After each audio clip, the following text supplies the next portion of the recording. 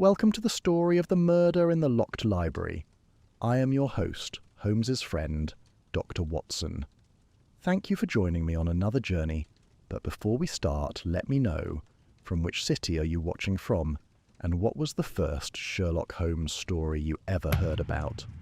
Chapter 1, Locked Room at Ashgrove. It has been my privilege, in the long years of my association with Mr. Sherlock Holmes, to have borne witness to a great many singular affairs. Cases that tested the limits of reason, that pressed against the boundaries of the possible, and that upon their resolution left behind them a silence more troubling than any scream. But of all those strange episodes, few have lingered in my memory with such unsettling persistence as the matter of Alistair Penrose and the locked library of Ashgrove House. It began, as so many of our adventures did, with a telegram. I was seated at breakfast on a grey Tuesday morning in November 1895, turning the pages of the Times without particular interest, when Holmes emerged from his bedroom already dressed and visibly alert, a state that suggested he had not slept at all, or that something had roused him early. He carried a slip of paper between two fingers as one might carry a butterfly, with the delicacy of a man who knows the thing will not last. "Lestrade," he said, settling into his chair and reaching for the coffee pot. "A death in Surrey. A man found in a locked room. Key in the door. No signs of violence. Heart failure, the local coroner believes." He paused, and his grey eyes caught the thin light from the window. "He wants us there by noon." "Heart failure in a locked room," I said. Hardly uncommon, Holmes. Men die alone." "Men die alone constantly, Watson. They do not, as a rule, arrange the furniture of their death so artfully." He set the telegram on the table and tapped it once. "A locked room is not a mystery. It is a statement. Someone is telling us something." Within the hour we were aboard a train from Waterloo, and by 11:30 a hired trap had carried us down the winding lane to Ashgrove House. I confess the place struck me before I had even stepped from the carriage. It was a handsome country estate of the Queen Anne style, red-bricked and steep-roofed, but its gardens had gone to wilderness, the hedgerows overgrown, the gravel drive furred with moss, the flower beds surrendered to thistle and bindweed. The house itself was maintained, but everything around it spoke of a man who had turned his attention inward and let the world outside his walls go its own way. "A man who lived for his work," Holmes observed, reading the same signs I had noted. "The house is staffed and heated. The grounds are not. He spent his money on what was inside." We were received at the door by Mrs. Agnes Dale, the housekeeper, a sturdy grey-haired woman of 60-odd years, whose composure had the brittleness of someone holding herself together by will alone. Her eyes were red-rimmed but dry. She led us through a dark-panelled entrance hall in silence, and I observed that her hands, clasped before her, trembled at intervals she could not control.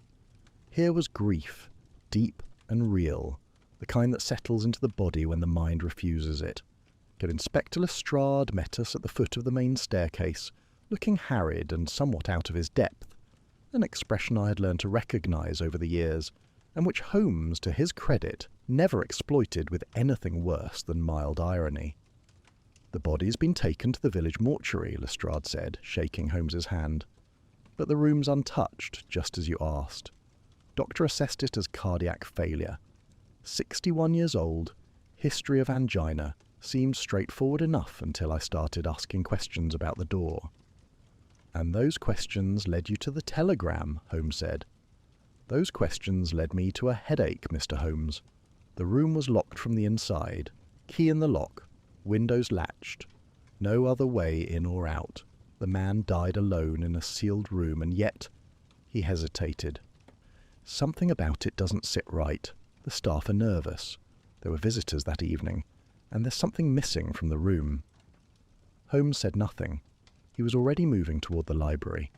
The room itself was large, larger than I had expected. oak-panelled walls rose to a high ceiling, and 3 of the 4 walls were lined floor to ceiling with bookshelves, each shelf packed with volumes of varying age and condition. The 4th wall held 2 tall windows, both fitted with heavy iron latches that were, I checked, firmly locked from the inside. Between the windows stood a cold fireplace, its grate holding nothing but fine grey ash. The air smelled of old paper, leather, and something else, something faintly acrid that I could not immediately place. A single, heavy door provided the only entrance. Holmes examined it first. He crouched before the lock, a substantial brass mechanism of the lever type, well maintained, and studied it in silence. The key sat in the interior side of the lock, precisely where one would expect it if the occupant had secured himself within. Holmes turned it gently, testing the mechanism, then withdrew the key and held it up to the light before replacing it exactly as he had found it. He said nothing. He then crossed to the reading table, a broad mahogany desk positioned near the fireplace. A chair was pulled back from it at a slight angle, as though the sitter had risen suddenly or slumped sideways. Upon the table lay an open book, a handsome octavo volume, leather-bound with gilt lettering on the spine. I leaned closer. The Histories of Herodotus, Volume 3. Holmes did not touch it. He stood over the open pages for a long moment, his hands clasped behind his back, his nostrils slightly flared, the posture of a hound that has caught a scent and is deciding whether to pursue it or wait. It was then that I noticed the second key. It lay on the far corner of the desk, half hidden beneath a sheet of blotting paper, a brass key, identical in design to the one in the lock. I pointed it out. Holmes crossed to it without haste, picked it up, turned it over in his long fingers, and placed it back precisely where it had been. He said nothing. 2 keys, I said. 1 in the lock, 1 on the desk. Holmes gave me a glance that was not quite approval and not quite amusement, but something between, as though I had made an observation he wished me to hold without yet understanding it. I turned my attention to the bookshelves, partly out of professional habit, and partly because the room, despite its scholarly stillness, seemed to press upon me with an atmosphere of interrupted purpose. Most of the shelves were orderly, obsessively so, with volumes arranged by what appeared to be a complex cataloguing system I could not immediately discern. But the western wall was different. 3 shelves at roughly chest height were in visible disarray. Books were turned at odd angles, some pushed back further than their neighbours, several clearly out of sequence with the arrangement on either side. It looked as though someone had pulled volumes out and replaced them hastily, or rearranged them entirely. "Holmes," I said, "the shelves on the western wall. They look somewhat disordered." Holmes glanced at them. His gaze lingered. I saw his eyes move along the spines shelf by shelf with the rapid precision of a man reading a sentence rather than surveying a mess. But he did not approach them. He did not comment. Instead, he moved to the fireplace and crouched before it. The ash was cold and undisturbed. He produced a small pair of forceps from his coat and probed the grey residue carefully. I saw him extract something, a fragment of paper, charred at the edges, no larger than a playing card. He examined it, held it toward the dim light from the window, and then slipped it into an envelope without showing it to me. "Lestrade," Holmes said, straightening, "you mentioned that Dr. Hartley attributed the death to cardiac arrest." "That's right. Clean case," he said. "No marks, no wounds, no sign of struggle." "Did he examine the fingertips?" Lestrade frowned. "The fingertips?" Holmes crossed back to his notebook in which he had been making rapid sketches of the room's layout. "I shall need to examine the body, Watson. There is a discoloration on the hands that Dr. Hartley appears to have overlooked. Faint, but present. Visible in the photographs the constable was good enough to take." He paused. "Look at his fingertips. I wish to know what you see." I noted this request with some unease. In my medical experience, discoloration of the fingertips in a man dead of cardiac failure could suggest any number of things, cyanosis, poor circulation, even simple lividity. But Holmes's tone carried a precision that told me he was not speculating. He already suspected something specific. Before we departed the room, Holmes performed one final survey. He stood in the exact centre of the library and turned slowly, a full rotation, his eyes moving across every surface, every shelf, every shadow. I had seen him do this before, in rooms where violence had been done, and I knew what it meant. He was not looking for something. He was listening to the room, letting its arrangements speak to him in whatever silent language he alone could hear. "This room has more to say than any witness we shall interview," he said at last. "Let us listen." Lestrade shifted impatiently. "So, what do you make of it? Suicide? Natural causes?" Holmes moved toward the door. As he passed the reading table, his hand drifted, almost absently, over the open Herodotus without touching it. "I make nothing of it yet, Inspector, but I will tell you what I observe. A man is dead in a locked room. He was reading a particular book, open to a particular page. His shelves are in a state of deliberate rearrangement. A manuscript is missing from his desk. There are 2 keys where one would suffice, and the fireplace holds the remains of something he wished to destroy, but did not entirely succeed in destroying." He paused at the threshold. "These are not the features of a natural death, Lestrade. These are the features of a battlefield, and the battle was lost before the victim even sat down to read." We followed him out into the corridor, where the November light fell grey and weak through a window at the far end. Mrs. Dale stood waiting, her hands still clasped, her face a mask of patient sorrow. Holmes paused before her. "Mrs. Dale, one question. The broken latch on the window in the adjacent study, how long has it been in that state?" She blinked, surprised. "The study window? Oh, weeks, sir. 3 weeks at least. I've asked Mr. Penrose to have it mended twice. He never attended to such things." Holmes nodded, as though this confirmed something he had already decided, and moved on without further comment. As we stepped into the cold air of the drive, I found myself looking back at the house. The library windows were dark, the curtains undrawn, and behind them, I could not help imagining, the room waited, exactly as we had left it. The open book, the 2 keys, the disordered shelves, the cold fireplace with its burden of half-burned secrets. "Holmes," I said, "the broken window latch in the study.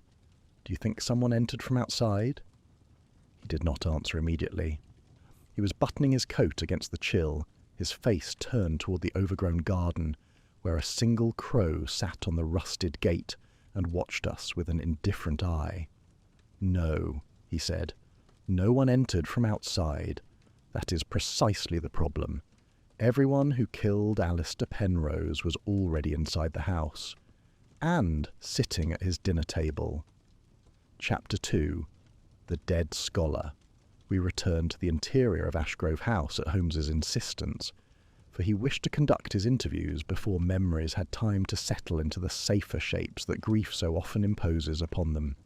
Mrs. Dale led us to the drawing-room, a comfortable but faded space, its wallpaper darkened by decades of firelight, a fire laid but not lit.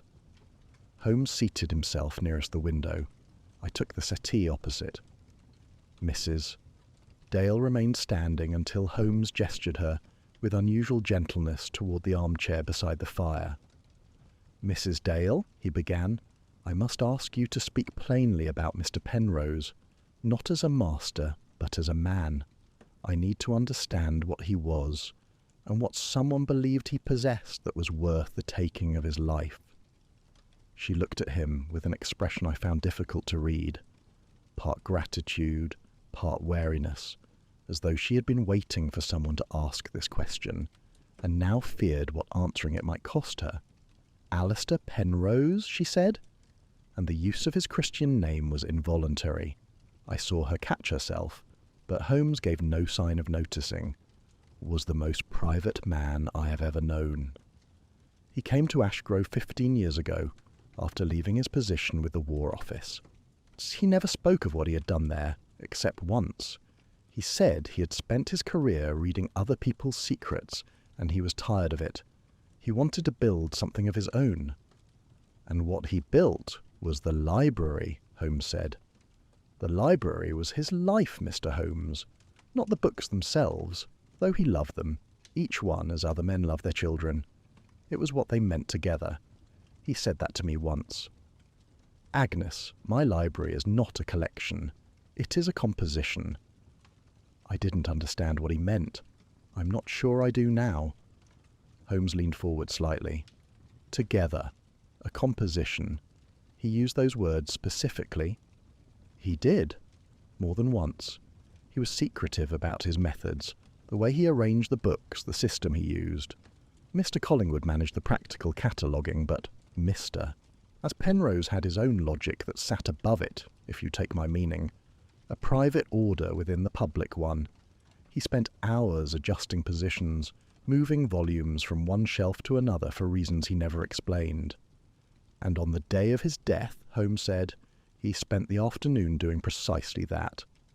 Mrs. Dale's composure faltered. She pressed her lips together and nodded. It was unlike him, sir. Not the rearranging. He did that from time to time, but the manner of it. He was in the library from 2:30 until nearly 6 o'clock, moving books on the western wall. 3 shelves. He wouldn't let anyone in. He told Mr. Collingwood that he was conducting a private reorganization and was not to be disturbed. Was he agitated? Not that afternoon. That afternoon he was resolved, calm, but with a heaviness to it, as though he had made a decision he did not enjoy but would not go back on. She paused, her hands tightening in her lap. But 3 days before, yes, 3 days before, he was agitated, very much so. Holmes's eyes sharpened. What happened 3 days before? A letter arrived. I brought it to him with the morning post. He read it at breakfast, and his face changed. I have known Mr. Penrose for 30 years, Mr. Holmes. I came to this house as a young woman, and I have watched him through every season of his life. I have never seen him afraid. But that morning, reading that letter, he was afraid. Do you know who sent it? I saw the envelope. It bore the crest of the Foreign Office. I glanced at Holmes. His expression did not change, but I knew him well enough to recognize the stillness that came over him when a thread he had been following suddenly drew taut. And after receiving this letter, Holmes continued, Penrose spent 3 days in preparation, culminating in the afternoon's rearrangement of the library. I believe so, yes. Mrs. Dale, I must ask you about the manuscript. Inspector Lestrade mentioned that something was missing from Mr. Penrose's desk. Her face clouded. The Index of Ashes, that's what he called it. A handwritten notebook, not large, perhaps 40 pages, bound in green cloth.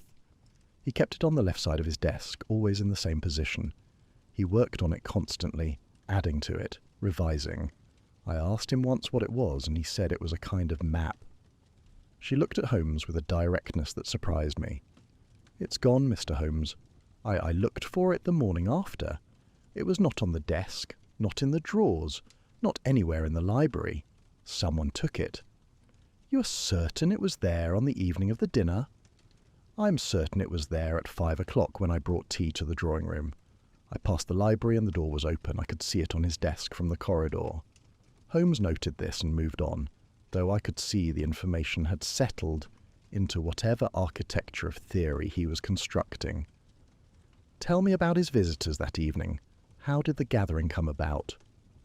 Mrs. Dale explained that Penrose entertained rarely, no more than 3 or 4 times a year, but that this particular evening had been arranged at short notice. Lady Harrow had written requesting a meeting to discuss the progress of Penrose's research, which she had been funding for a decade. Mr. Collingwood was a permanent fixture of the household and required no invitation. Mr. Moore, the young researcher from King's College, had been granted a week's access to the collection and was staying in the village inn. and Mr. Vane had written accepting an invitation that Penrose himself had extended. "Penrose invited Vane?" Holmes asked. "Yes, sir. He wrote to Mr. Vane. Oh, perhaps a week before. I posted the letter myself. And Mr. Vane's reply was the letter that arrived 3 days before the murder, the one that frightened him." I saw Holmes's fingers tighten almost imperceptibly on the arm of his chair. Here was something significant, though I could not yet see its shape. Penrose had initiated the correspondence. He had invited Vane, and Vane's reply had terrified him. "One further question, Mrs. Dale. You discovered the body?" "Yes." Her voice dropped. "I brought his tea at 9 o'clock, as I always do. The library door was locked. I knocked. There was no answer. I knocked again, louder. Nothing. I called out. Nothing." She stopped. I could see the memory working behind her eyes, replaying itself with the terrible clarity that such moments never lose. I fetched Mr. Collingwood. He tried the door. We called for Mr. Moore. The three of us forced it, and there he was. In his chair, slumped to one side, the book was open on the table. His reading glasses were still on his face. Her voice broke, just once, like a branch that bends and finally snaps. She recovered herself immediately. "I knew he was dead before I touched him. I've seen death before, Mr. Holmes. There is a stillness to it that nothing else possesses." Holmes was quiet for a moment. Then he said, very simply, "Thank you, Mrs. Dale. You have been more helpful than you know." She rose and left the room with the careful dignity of a woman who would not weep in front of strangers, but who would, I was certain, weep alone, and at length once we were gone. When the door had closed, Holmes turned to me. "Watson, I wish to examine Penrose's study before we proceed to the interviews. There's a drawer I noticed earlier that I did not open in Lestrade's presence." We crossed the hall to Penrose's private study, a smaller room lined not with books but with maps, correspondence files, and the accumulated debris of a solitary life. Holmes moved directly to the correspondence drawer and opened it. It was filled with letters, neatly bundled. Holmes rifled through them with practised speed, bills, invitations declined, notes from booksellers. Then he stopped. From the bottom of the drawer he withdrew a single sheet of heavy paper, folded once. He opened it, and I saw his expression change, not dramatically, but with a subtle contraction of focus that meant he had found something that confirmed a suspicion he had not yet shared with me. "What is it?" I asked. He held it toward the light. It was a printed form of some kind. Columns of numbers and letters arranged in blocks, with annotations in a small, precise hand. At the top of the sheet, embossed in blue ink, was an official seal. Even from where I stood, I recognized it. The seal of the Foreign Office. "A diplomatic cipher sheet," Holmes said. "Standard encoding template used for secure correspondence between British embassies and Whitehall. This particular sheet bears the office mark of the Second Secretary's Department." Good Lord! How did a retired bibliographer come to possess a Foreign Office cipher sheet? Holmes folded the document and placed it inside his coat. He did not answer my question, not then. Instead, he stood at Penrose's desk and looked out through the window at the overgrown garden, where the November wind stirred the dead leaves in slow circles. "Penrose was not merely a collector, Watson," he said at last. "He was a guardian.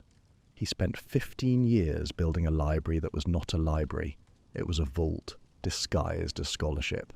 The books, the arrangement, the cipher system. Misses. Dale could sense but not understand. All of it was designed to protect something. Something so dangerous that a man who had spent his career handling secrets believed it required the most elaborate concealment he could devise. And the index of ashes. The map to the vault. The guide to reading the library as Penrose intended it to be read, not for pleasure, but for information. Specific books, specific pages, read in a specific order. And someone stole it. Someone stole the map, yes. But consider, Watson, Penrose spent the afternoon before his death rearranging the books on the western wall. 3 shelves behind a locked door. Why would a man rearrange his own library on the day he expected a dangerous visitor? I had no answer. Holmes did not offer one. He merely let the question hang in the air between us, answer where it took on a weight I could feel but not yet name. He turned from the window. The man was not merely a collector, Watson. He was a guardian. And someone decided that what he was guarding was too dangerous to remain guarded. We returned to the drawing room where Lestrade was waiting with a list of the evening's guests and their present whereabouts. Holmes took it, scanned it, and handed it back. Arrange for me to speak with each of them this afternoon, Inspector. Mr. Collingwood first. He is here in the house. Then Mr. Moore. Then Lady Harrow. And finally, Mr. Sebastian Vane. Vane's back in London, Lestrade said. Foreign Office man. Second Secretary, I'm told. Very cooperative. Gave his statement to the local constable without a murmur. I'm sure he did, Holmes said quietly. The most cooperative witnesses, Lestrade. Are often the ones with the most to conceal. Arrange it. I shall see them all before nightfall. He settled into the chair by the cold fireplace and steepled his fingers beneath his chin. The posture I knew so well, the posture that meant the machinery of his extraordinary mind had engaged, and that the world outside it had, for the moment, ceased to exist. I left him to it, and went to examine the body. Chapter 3. The 4 Visitors. The village mortuary adjoined the church, and the body of Alistair Penrose lay upon a stone slab beneath a single high window.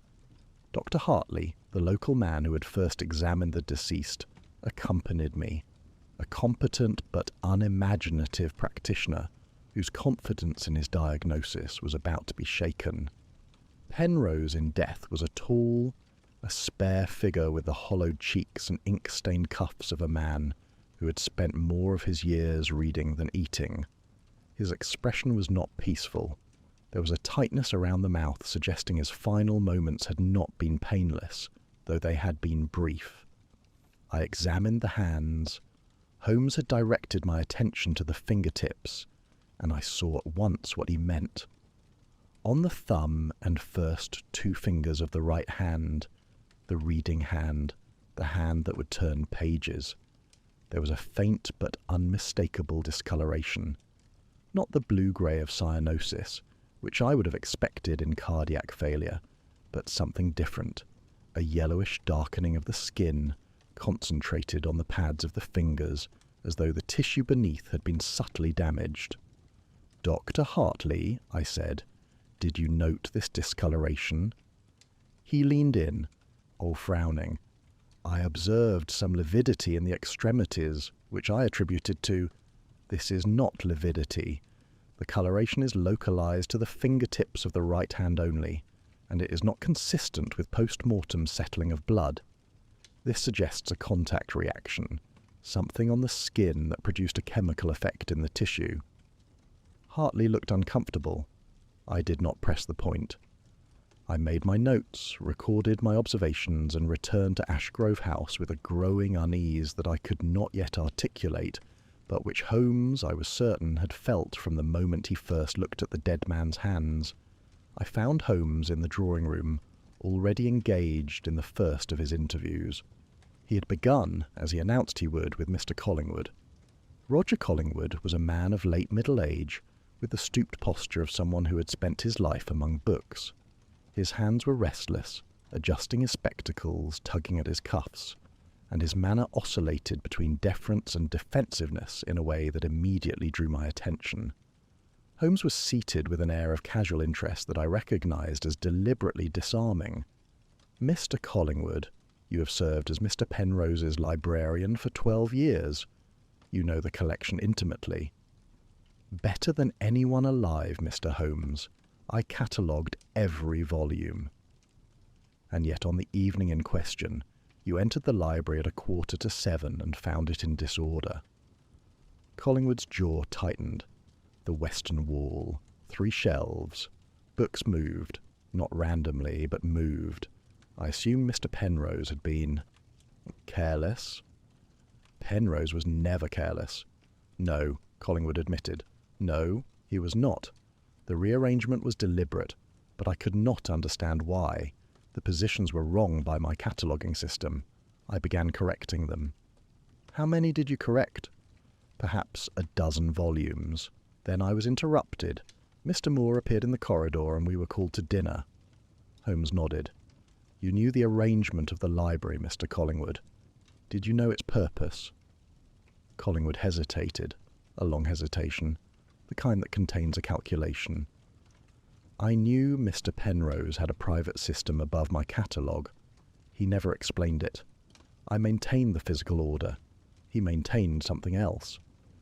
You knew the order of the books, Holmes said, but not their meaning. Collingwood looked at him sharply. That is an accurate way of putting it. Holmes dismissed him with courtesy. Elias Moore could not have been more different from the librarian. Where Collingwood was guarded, Moore was voluble. Where Collingwood chose each word with care, Moore produced them in torrents, as though the sheer volume of his speech might fill the silences where awkward questions lived. He was young, 26 I judged, with the lean, underfed look of a postgraduate scholar and bright, slightly fevered eyes. He shook Holmes's hand with excessive enthusiasm and seated himself on the edge of his chair. Terrible business, Mr. Holmes. Mr. Penrose was a giant in the field. Absolutely a giant. To have access to his private collection was the opportunity of a lifetime. And what were you researching? My thesis, Cryptographic Methods in 15th Century Italian Manuscripts. Mr. Penrose had several volumes unavailable elsewhere. He granted me access to the East Wall collection. Only the East Wall? Moore blinked. He was particular about access. The Western Wall and the central cases were restricted. Did that restriction bother you? I respected his wishes. This was said too quickly. Holmes let the silence expand until Moore filled it himself. Of course, one is always curious, but I confine myself to the approved materials. Holmes studied him. I studied his hands. The ink stains I had been told to expect were unmistakable. Deep blue-black discoloration across the fingers of both hands, extending to the second knuckle. This was not the result of casual note-taking. This was the evidence of prolonged, intensive writing, hours of it, pages of it.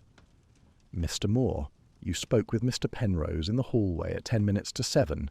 You were the last person to see him outside the library that evening. What did you discuss? A citation. I had a question about a reference in one of his published papers, a footnote that seemed to contradict a passage in the Venetian correspondence. He answered briefly and excused himself. He seemed preoccupied. And after that conversation, where did you go? To the dining room. Dinner was at 7. Holmes dismissed him. Moore departed with the same nervous energy with which he had arrived, and I noticed that as he passed through the doorway he glanced back, not at Holmes, but at me, and as though checking whether I had observed something he hoped I had not. The ink, I said, when the door had closed. The ink, Holmes confirmed. Those are not the hands of a man who spent the afternoon taking notes, Watson. Those are the hands of a man who spent the afternoon transcribing, at length, in secret. Lady Constance Harrow arrived at 4 o'clock, having been summoned from the village inn. She entered the drawing-room with the bearing of a woman accustomed to commanding the spaces she occupied. Tall, handsome, dressed in mourning that looked expensive and recently acquired. She did not wait to be offered a seat. I've already given my statement to the constable, Mr. Holmes. I fail to see what further information I can provide. You funded Mr. Penrose's acquisitions for 10 years, Lady Harrow. I did, at considerable personal expense. Alistair assured me that his research would lead to a significant discovery. I believed him. And what did you believe that discovery to be? She looked at him with an expression that combined impatience with something I recognized after years of medical practice as fear. The fear of someone who has wagered everything on a single outcome and is beginning to suspect the outcome will not materialize. He spoke of a hidden archive, a collection of documents concealed within the provenance of the library itself, documents of enormous historical and material value. He was deliberately vague about the details, but I understood it to be a treasure of some kind, a literal treasure. And when did you last discuss this with him? Yesterday afternoon at 5 o'clock. I came to Ashgrove specifically to demand an accounting of his progress. 10 years, Mr. Holmes. 10 years of funding, and all he would say was that his discovery was not what I expected, and that he could not elaborate yet. Her composure cracked just slightly. I have invested a great deal in this venture. I had a right to know. You left Ashgrove at 8:45, before the body was discovered. I had a meeting in London the following morning. An early meeting. I needed to catch the last train from the village. A business meeting? A private matter? Holmes did not press.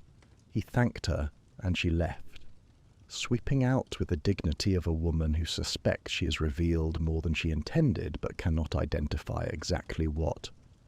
Sebastian Vane was the last to arrive, and he arrived late, 5:30, the daylight already gone. He had come down from London by the afternoon train, and he entered with the easy, unhurried manner of a man accustomed to being received rather than summoned. He was younger than I had expected, 42, though he might have passed for 35.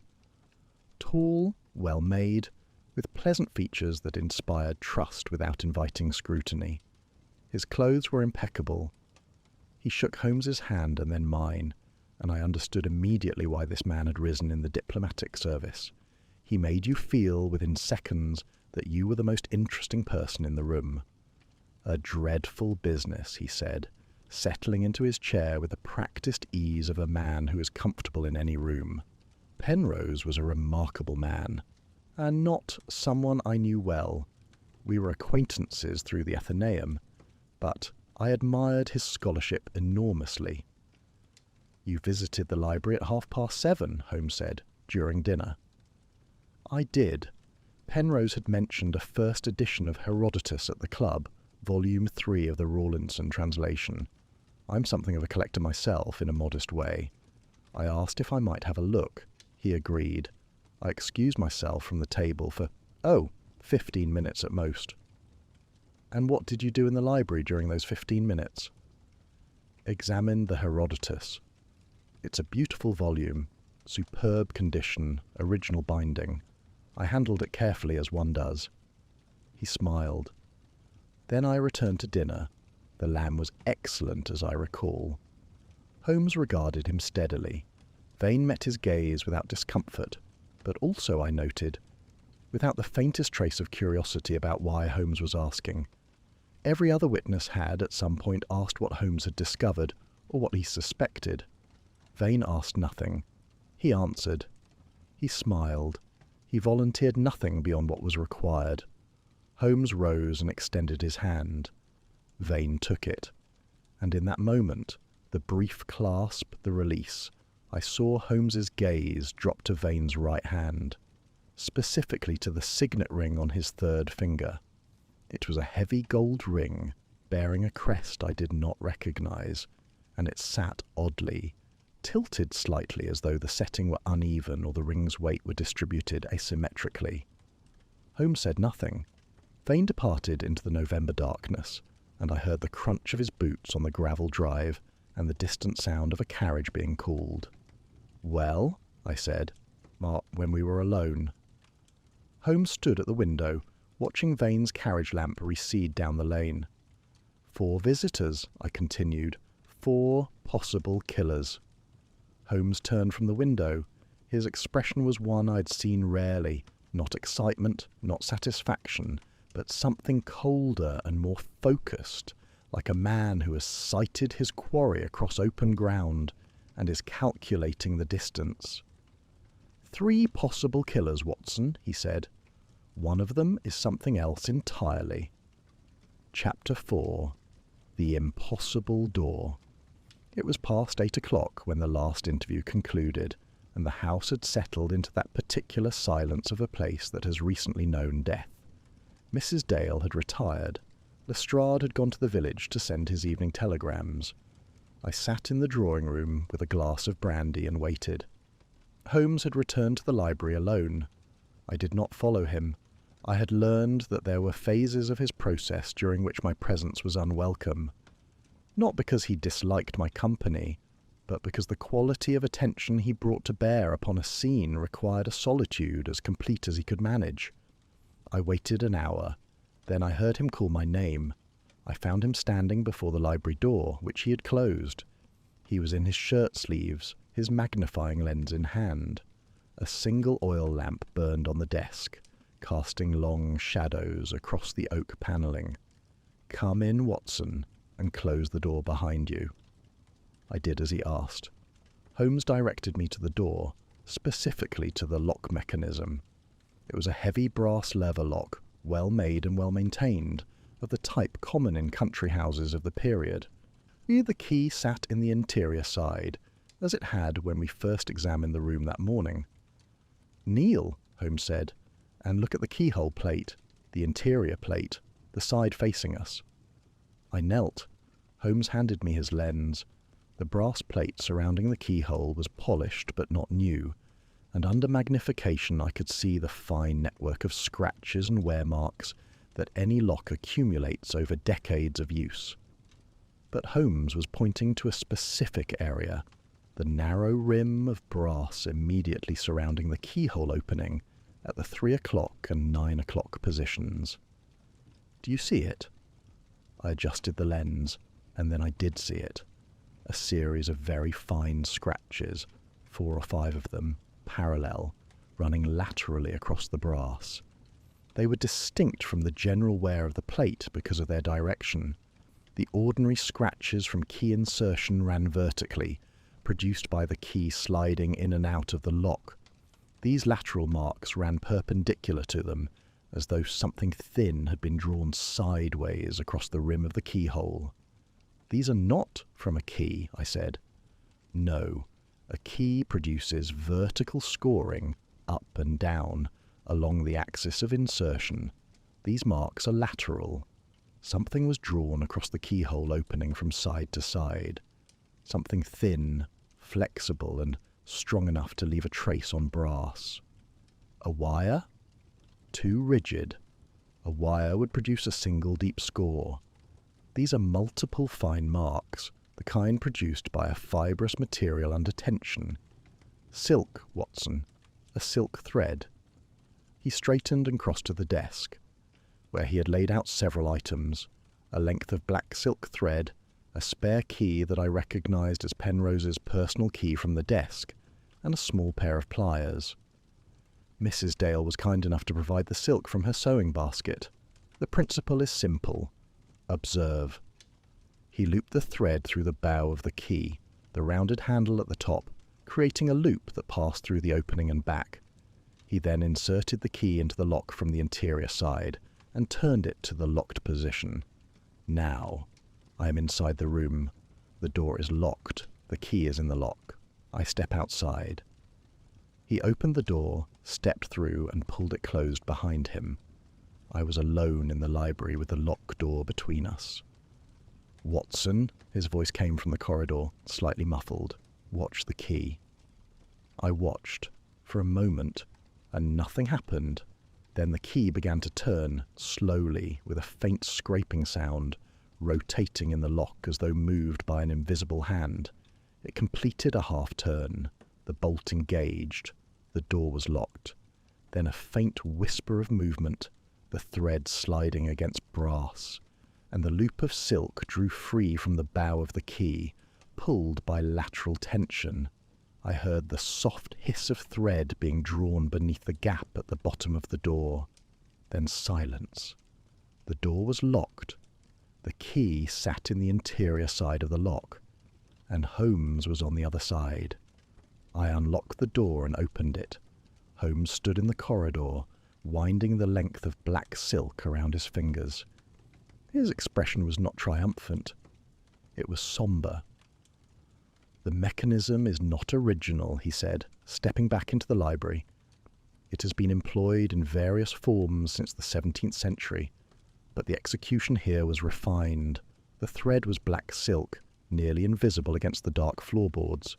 The loop was designed to release under lateral tension, slipping free of the bow without snagging, and the thread leaves almost no trace except the scratches on the keyhole plate. Precisely. Silk is soft, but brass is softer than one might think. Under tension, it marks." I sat down in Penrose's reading chair, my mind working through the implications. Then the killer locked the door from outside, using the thread. But Holmes, Penrose was found inside the room. The door was locked. If the killer locked it from outside before Penrose entered, then how did Penrose... I stopped. The answer had arrived even as I was forming the question. "The second key," I said. "The second key." Holmes picked up Penrose's personal key from the desk. This key was found here, on the desk, when the body was discovered.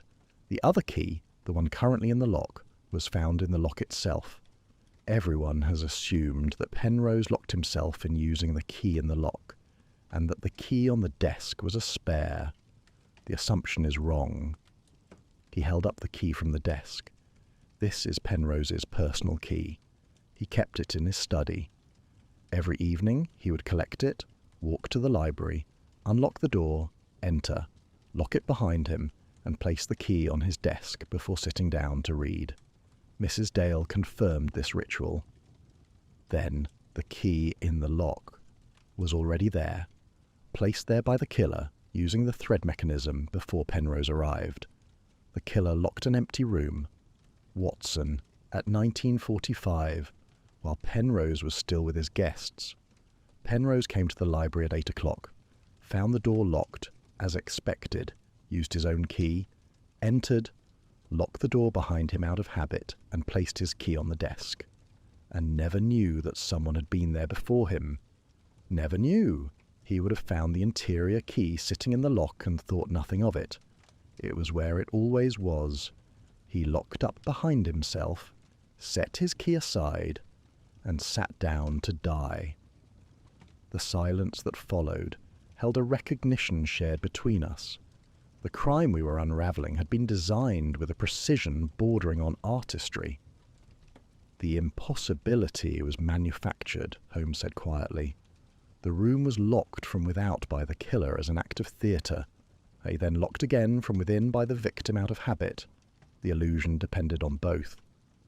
2 keys, 1 lock, and no one thought to ask which key locked the door." Holmes wound the silk thread into a tight coil and pocketed it. He examined the gap beneath the door, approximately 1/4 of an inch, sufficient for a thread, insufficient for anything else. "The thread is the final piece. Black silk, not from this household. Mrs. Dale's sewing basket contains none. I note also that it is of a particular weave, tightly spun, with a slight waxing that prevents fraying under tension. It is the type used not by haberdashers, but by diplomatic couriers for sealing documents in transit. Sourced through the Foreign Office supply chain." He said this without emphasis, but I felt the weight of it settle into the room like a change in air pressure. Holmes moved to the centre of the library and stood there for a long moment, looking not at the door but at the reading table, where the Herodotus still lay open. "I am thinking about 15 minutes, Watson," he said. "Vane excused himself from dinner at 19:25. He returned at 19:50. 25 minutes. He claims he spent them admiring the Herodotus. No one accompanied him. No one can confirm what he did in this room." "You suspect Vane." "I suspect everyone, Watson. That is my profession. But I will tell you what I know. I know that someone stood in this room for 15 to 20 minutes. I know that in that time they performed the thread mechanism on the key, a procedure that requires no more than 2 minutes if practiced. That leaves 13 minutes unaccounted for. 13 minutes in a library, alone, with a book that a man would read that night, and a desk from which a manuscript has gone missing. He turned to me. What can a man do in 13 minutes, Watson, that would kill another man hours later and leave no trace visible to the naked eye? I thought of the fingertips, the discoloration, the yellowish stain on the pads of Penrose's right hand, the hand that turns pages. The book, I said. Holmes looked at the open Herodotus.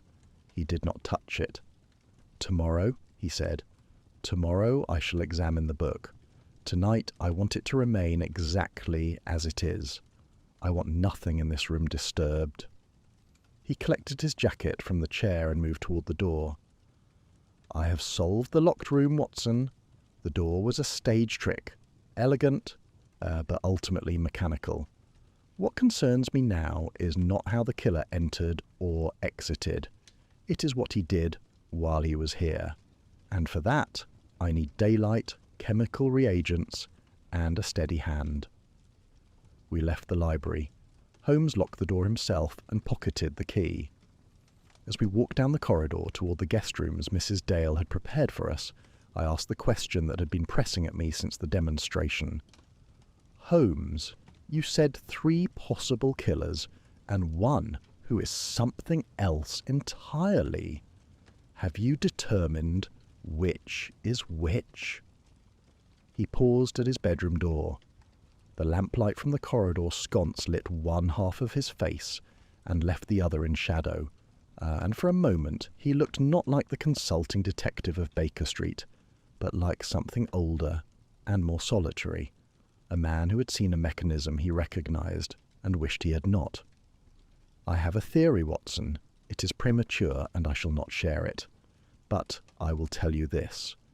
Whoever killed Alistair Penrose did not blunder into this crime. This was not passion, not impulse, not opportunism. This was a man who came to this house with a plan, executed it within a window of 25 minutes, and returned to his lamb and his wine without a tremor. That is not the behavior of a thief, or a scholar, or a desperate financier. That is the behavior of a professional. He entered his room and closed the door. I stood in the corridor for some time, listening to the old house settle around me, and I thought of Alistair Penrose, sitting in his chair, turning the pages of Herodotus, not knowing that the book in his hands had been made into a weapon, and that the locked door he trusted to keep the world out had been locked not by his own hand, but by the hand of the man who killed him. Chapter 5. The Poisoned Page. I slept poorly that night. The guest room was comfortable enough, but my mind would not rest. I lay turning over the facts and found they arranged themselves not as deductions, but as images. The 2 keys, the scratches under magnification, the silk thread sliding beneath a door. And behind all of it, a man reading by lamplight, dying by degrees, his fingertips darkening with the poison making its way through his blood. I rose before dawn and found Holmes already up. He was in the corridor outside the library, fully dressed, carrying his portable chemical kit and a pair of white cotton gloves. "You slept badly," he observed without looking at me. "As did you, I suspect." "I did not sleep at all. I've been thinking about Herodotus." He unlocked the library door. "Come, I want you present for this." The library in the early morning light looked different, less oppressive, more melancholy. The grey dawn came through the 2 tall windows and lay across the reading table like a cloth. The Herodotus was where we had left it, open to a page somewhere past the 100th. The chair was still pushed back. The room was cold.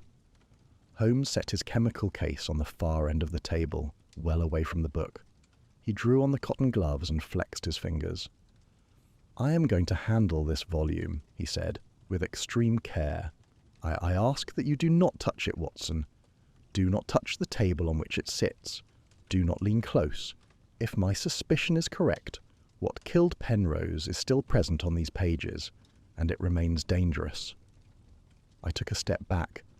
Holmes noted my reaction with a faint, grim smile. He approached the open book. He did not pick it up. Instead, he leaned close, not to the printed pages, but to the four edges, the exposed edges of the paper visible when the book lay open.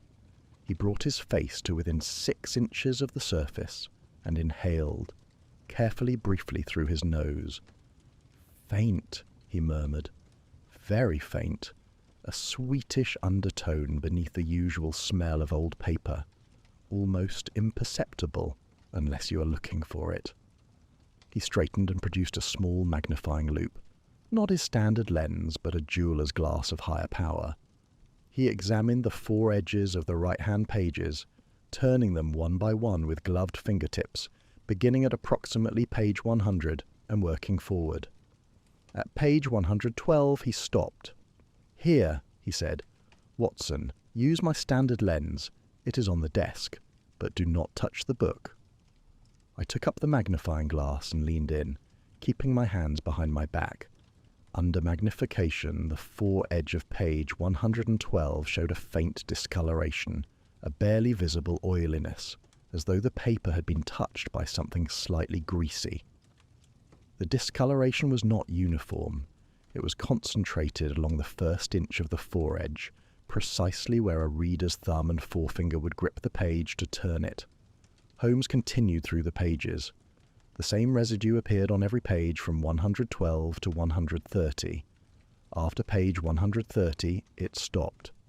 19 pages, Holmes said, applied to the four edges only, not the printed surface, not the margins. The edges where the fingers make contact, and only on the right-hand pages, which a right-handed reader would turn with the right hand. He paused. The application was precise. This was not a panicked act. Someone stood in this room and page by page prepared a trap.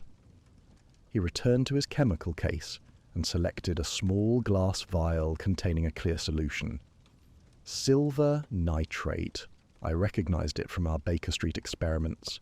He uncorked it, dipped a glass rod into the solution, and applied a single drop to the residue on the foredge of page 118.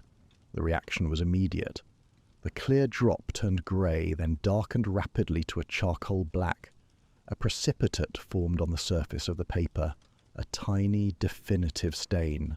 Holmes's face changed, not dramatically. Holmes was never dramatic in his reactions to evidence, however devastating, but with a subtle tightening around the eyes that I had come to associate with the confirmation of something he had hoped, against his own judgment, to be wrong about. "Organomercury compound," he said.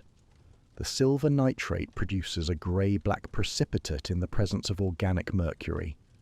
The residue on these pages is a dimethyl mercury preparation, a contact poison, colourless, nearly odourless, absorbed through the skin. Good God.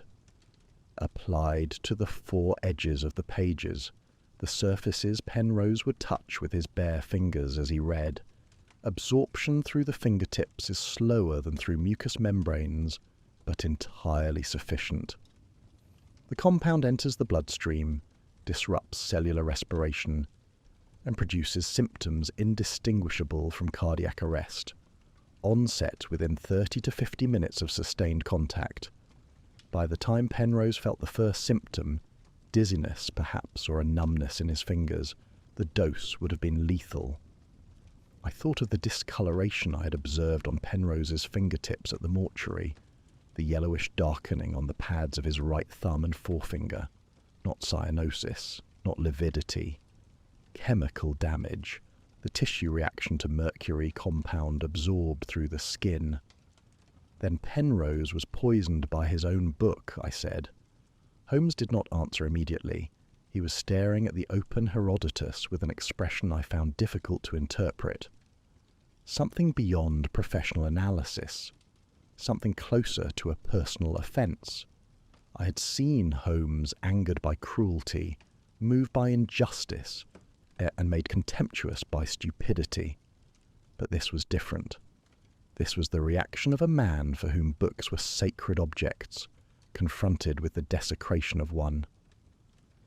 By someone who knew which book he would read, Holmes said at last, which pages he would reach, how long it would take. This was not impulse, Watson. This was engineering. He sealed the silver nitrate vial, stripped off his gloves, and placed them in a paper bag which he folded and pocketed. Then he sat down, not in Penrose's chair, but on the edge of the desk, his arms folded, his gaze moving slowly across the room. Now, the question becomes, who among our 4 visitors knew which book Penrose would read on the night of the murder?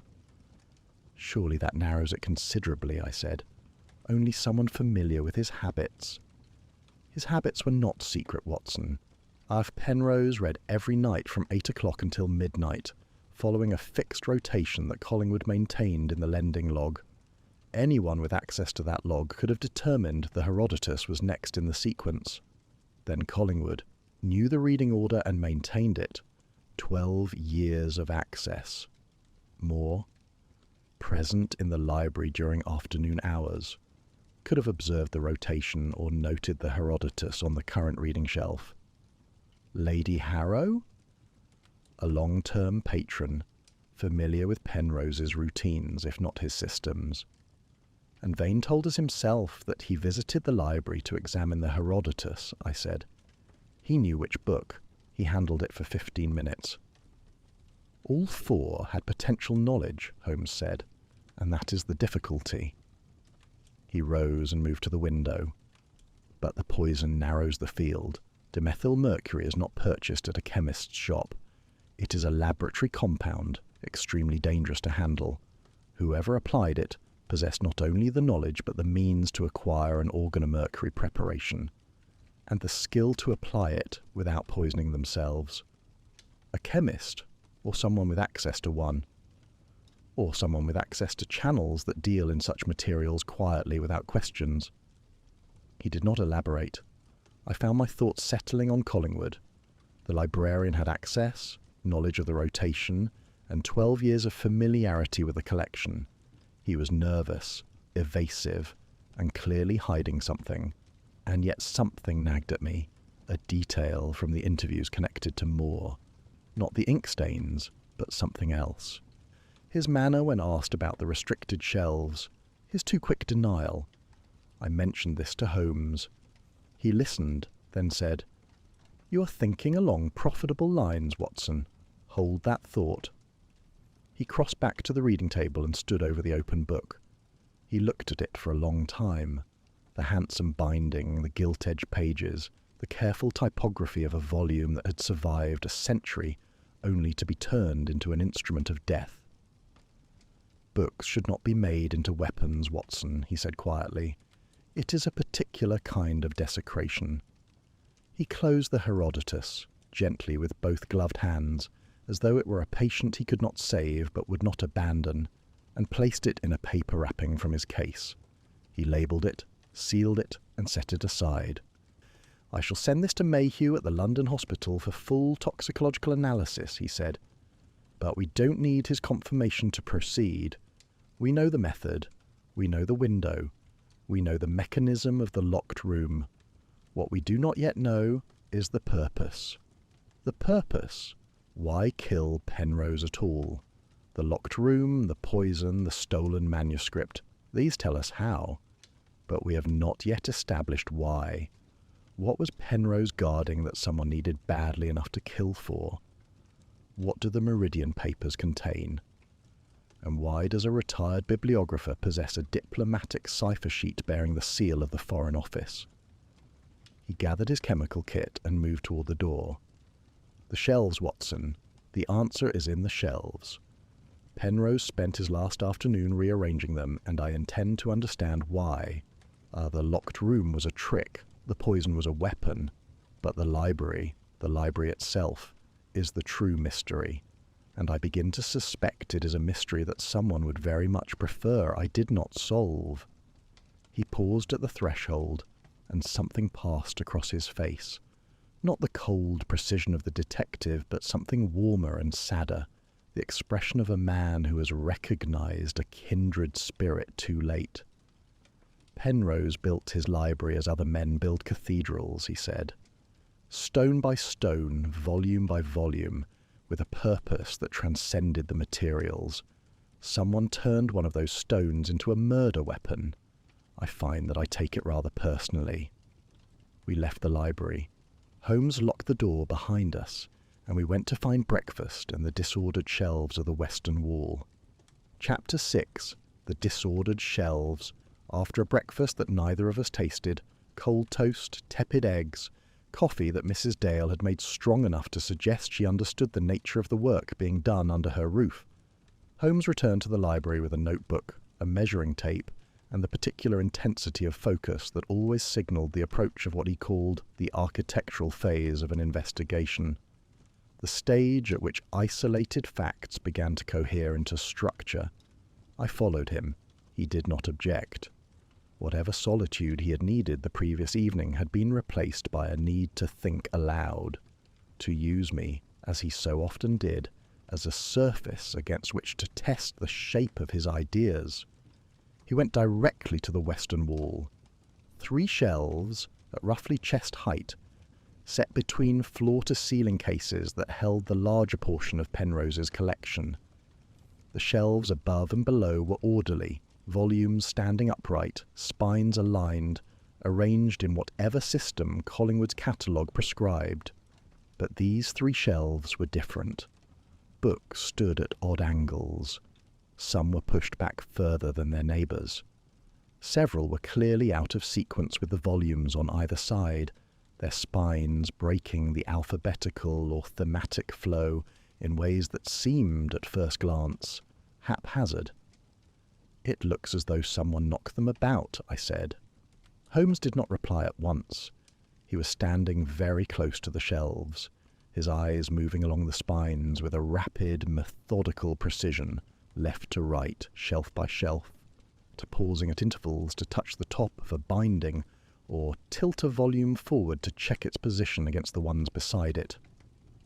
"If someone knocked them about," he said, without turning, "the disorder would be random. A book jarred by a careless elbow falls where physics demands. Forward, backward, sideways. The displacement follows no logic. But look at this shelf, Watson." He indicated the middle of the 3. "Every book has been moved, but each has been moved to a specific new position. This Tacitus, which Collingwood's catalogue places 4th from the left, is now 9th. This Plutarch has shifted from the eastern end to the western. This Gibbon has swapped positions with a volume of Thucydides 3 places to its right." He straightened. "These are not accidents. This is not carelessness. This is rearrangement, deliberate, a systematic and purposeful." Collingwood said he tried to correct the disorder. He corrected perhaps a dozen volumes before the events of the evening interrupted him. The remainder stand as Penrose left them.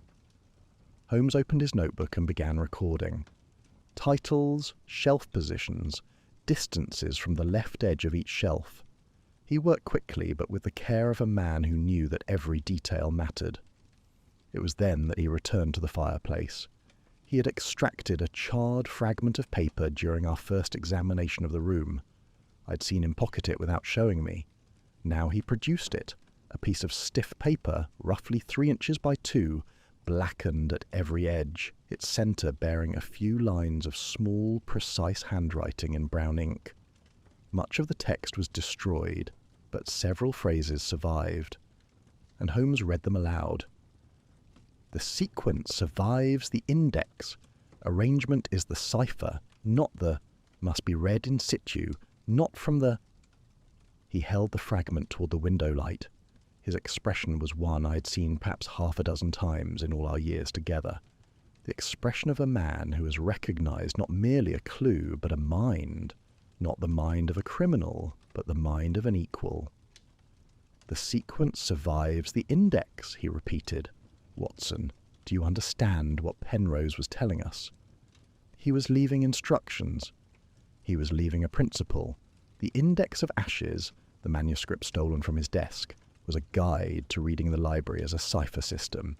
Specific books, opened to specific pages, read in a specific order.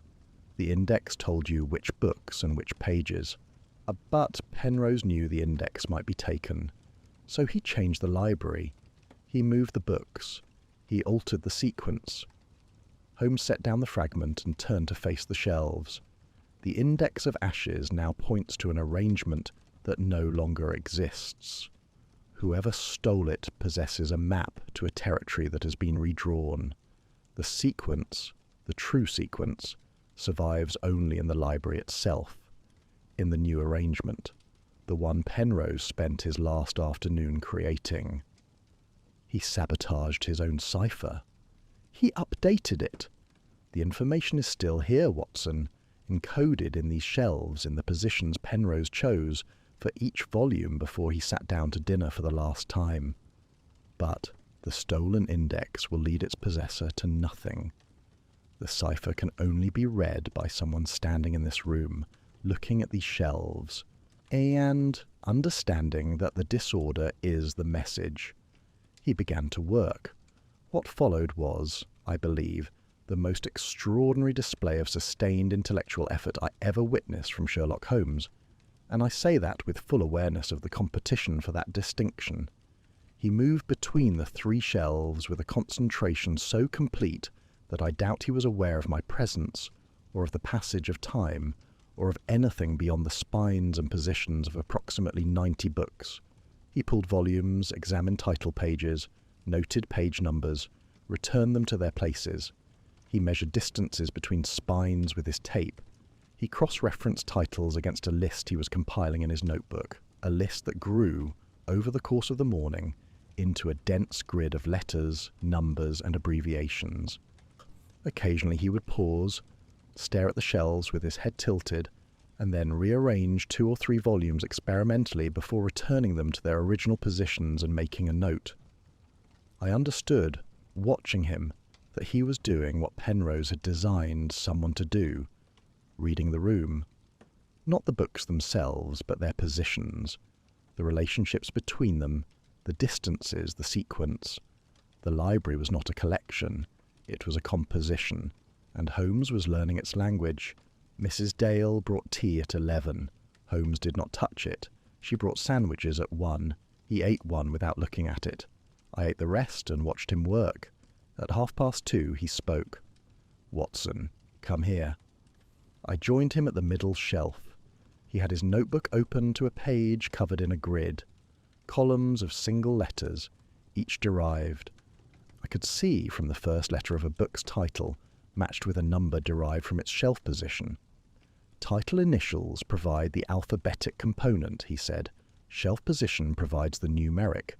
But the page numbers, the pages to which each volume falls open naturally, or to which Penrose has marked them, provide a third axis, a coordinate system, latitude and longitude.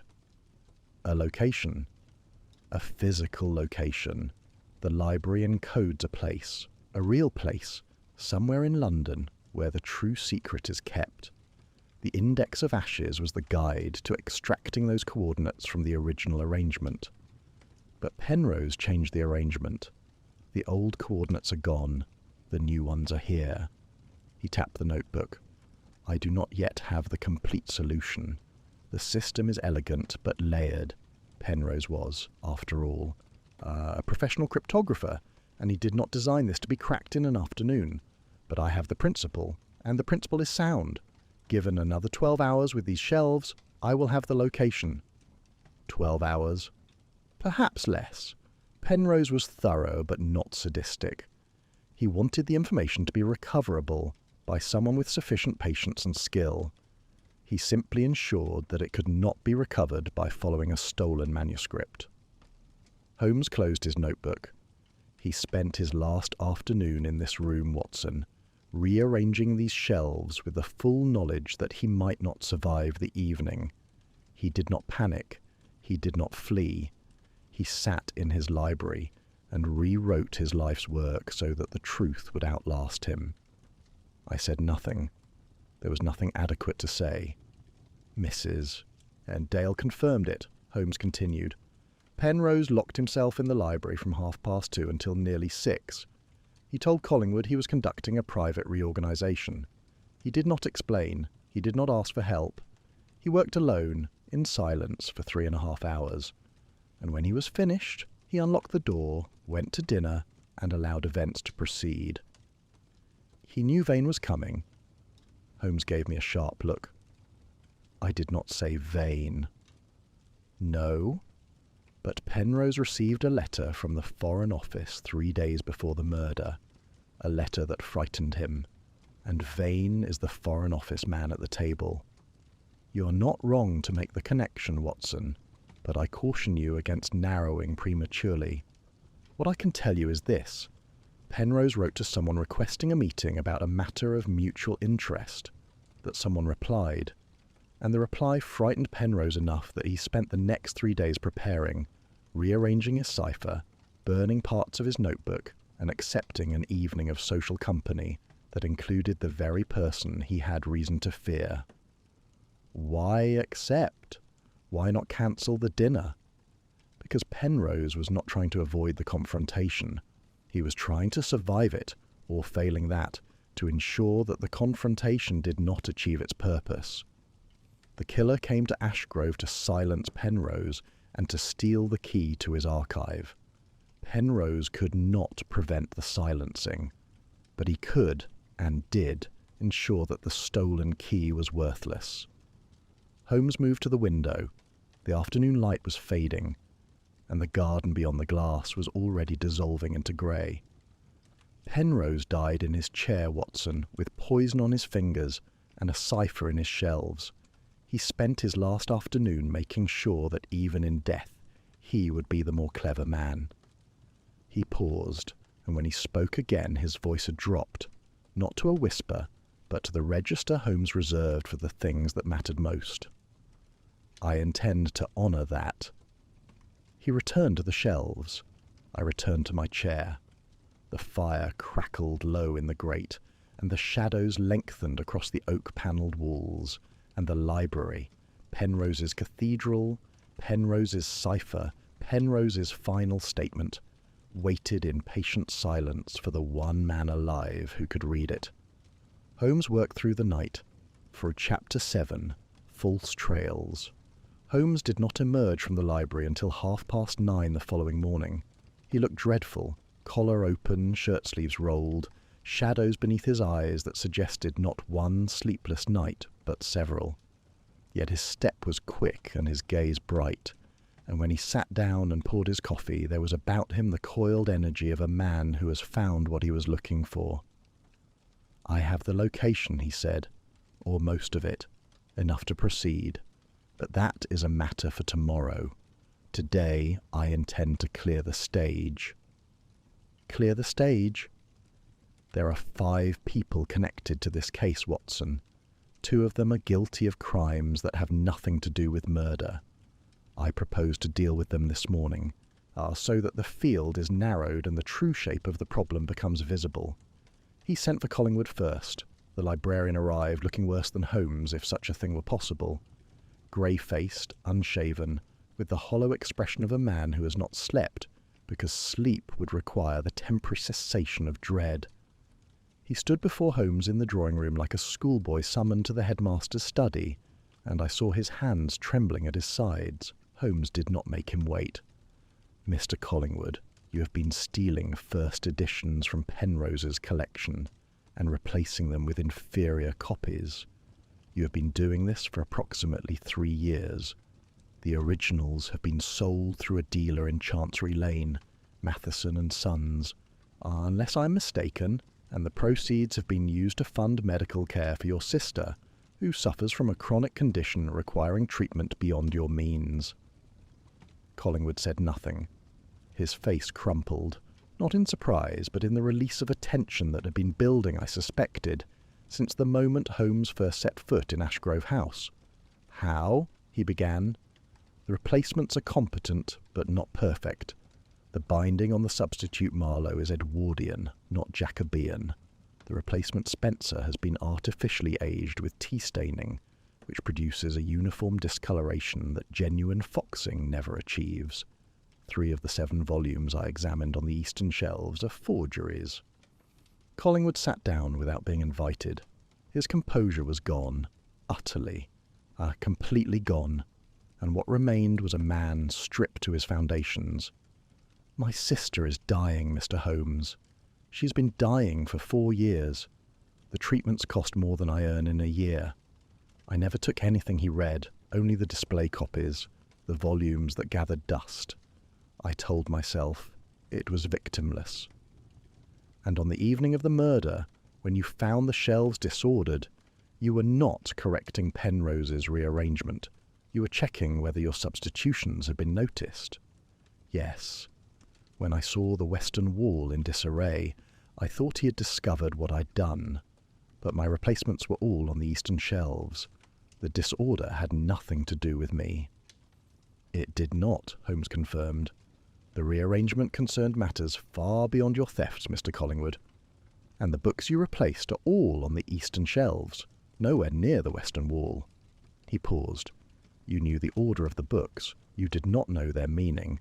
You maintained the catalogue, but you had no knowledge of the cipher system that operated above it.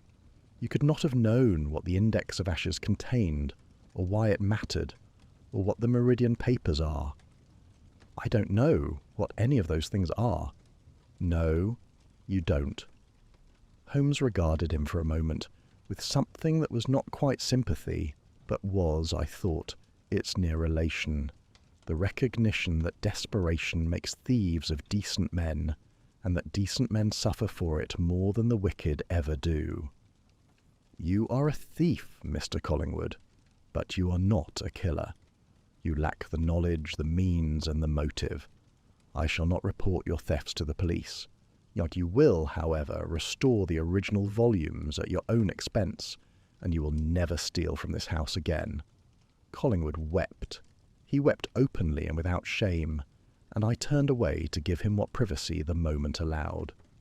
When he had composed himself, he left the room with the unsteady gait of a man who has been handed a reprieve he does not feel he deserves. Holmes watched him go. Then he said, quietly, "Send in more." Elias Moore arrived with the same nervous energy he had displayed in his first interview, but more of it now, a buzzing agitation that manifested in rapid blinking, restless hands, and a smile that appeared and disappeared like a signal lamp.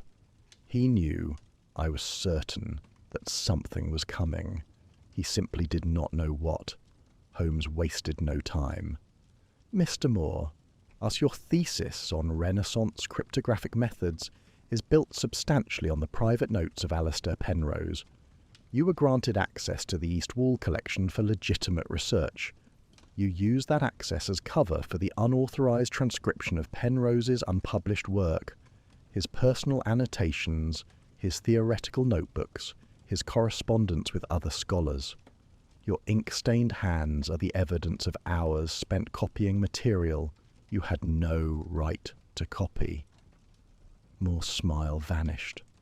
What replaced it was not the crumbling surrender of Collingwood, but something harder and more desperate, the face of a young man watching his future collapse.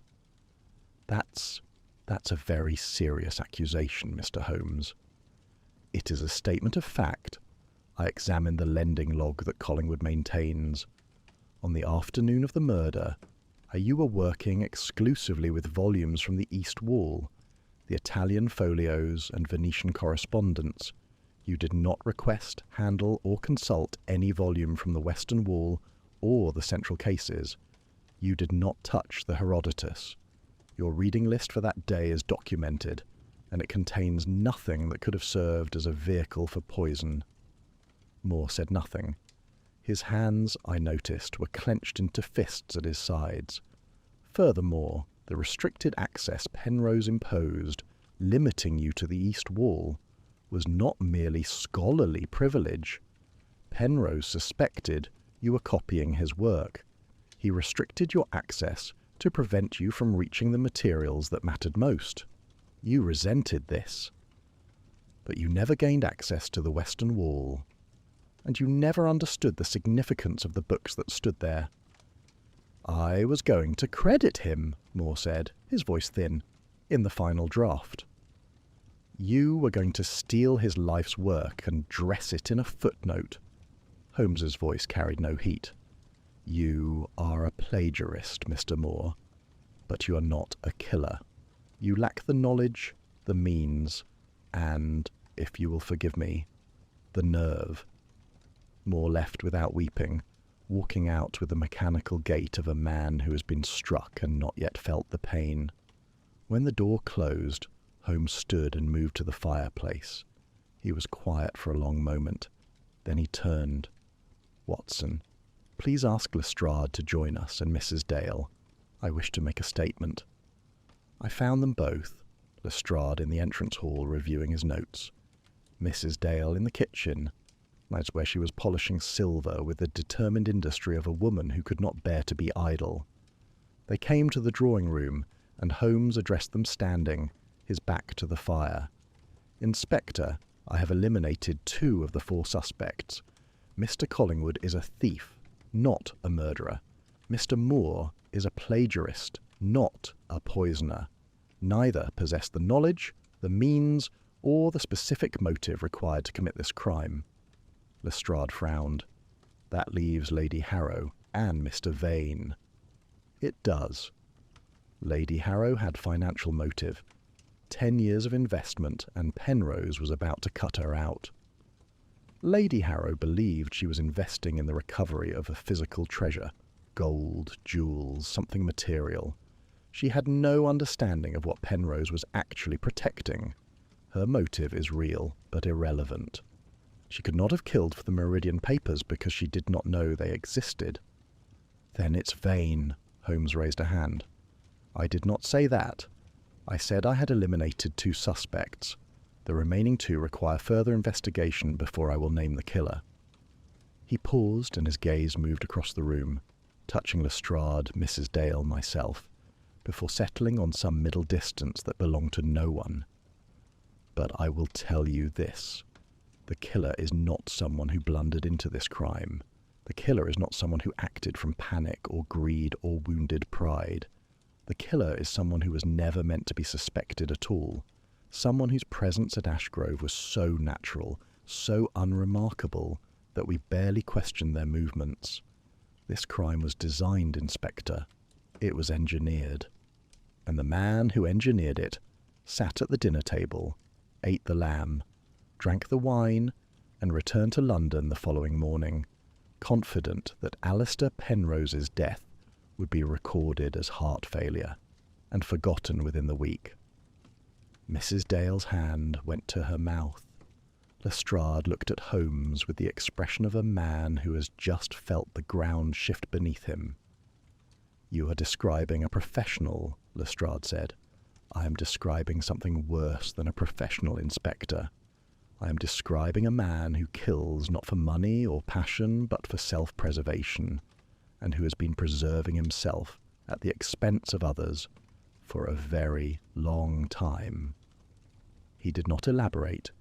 He let the words settle into the room like a sentence handed down in a court from which there was no appeal.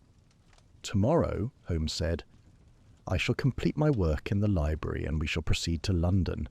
There is an archive to find and a question to answer that is larger than any single murder." He turned to Mrs. Dale. "I must ask you to keep the library locked and allow no one to enter. The shelves must remain exactly as they are." "Of course, Mr. Holmes." He nodded and left the room. I found him 20 minutes later on the gravel drive, smoking a cigarette in the November cold, staring at nothing. I stood beside him in silence for a while. Then I spoke. "You know who it is." He exhaled a thin stream of smoke into the grey air. "Then who remains, Holmes? The diplomat and the financier. One killed Penrose. Which one?" He dropped the cigarette and ground it beneath his heel. "One of them killed Alistair Penrose, Watson. And one of them does not even understand what they would have been killing for." He turned toward the house. "Tomorrow, I shall prove which is which. Tonight, I need to think." He went inside. I remained on the drive, watching the dusk settle over the Surrey hills, and I thought about what Holmes had said. A man who was never meant to be suspected. A man who sat at the dinner table and smiled. I thought of Sebastian Vane, shaking Holmes's hand, the signet ring heavy on his finger, answering every question without once asking one of his own. And I thought, Holmes already knows. Chapter 8. The Missing Meaning. I woke to the sound of footsteps in the corridor, Holmes's footsteps, rapid and purposeful, passing my door and descending the stairs. The clock on the mantelpiece showed 6:15. The house was still dark. I dressed quickly and followed. I found him in the library, standing at the reading table with his notebook open before him, and a look on his face that I had learned to recognize over many years and many cases, the expression of a man who has solved one puzzle only to discover that it was the antechamber to a larger and more troubling one. The oil lamp was guttering. He had been working through the night again, or rather, he had never stopped. The shelves of the western wall bore small pencil marks on the wood beneath certain volumes, and his notebook was filled with columns of numbers arranged in paired sequences. "Watson," he said, without looking up. "I have it." I closed the door behind me and crossed to the table. He turned the notebook toward me. On the final page was a single line of figures, written in Holmes's precise hand. I divided into two groups: 51 degrees 31 minutes 8 seconds north, 0 degrees 7 minutes 42 seconds west. "Coordinates," I said. "Latitude and longitude, derived from the rearranged library, the system Penrose created in his final afternoon. Title initials encode the directional letters and degree values.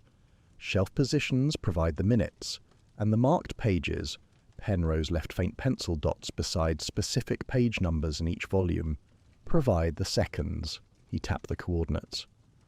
"This points to a location in central London, specifically to the reading room of the Montague Institution."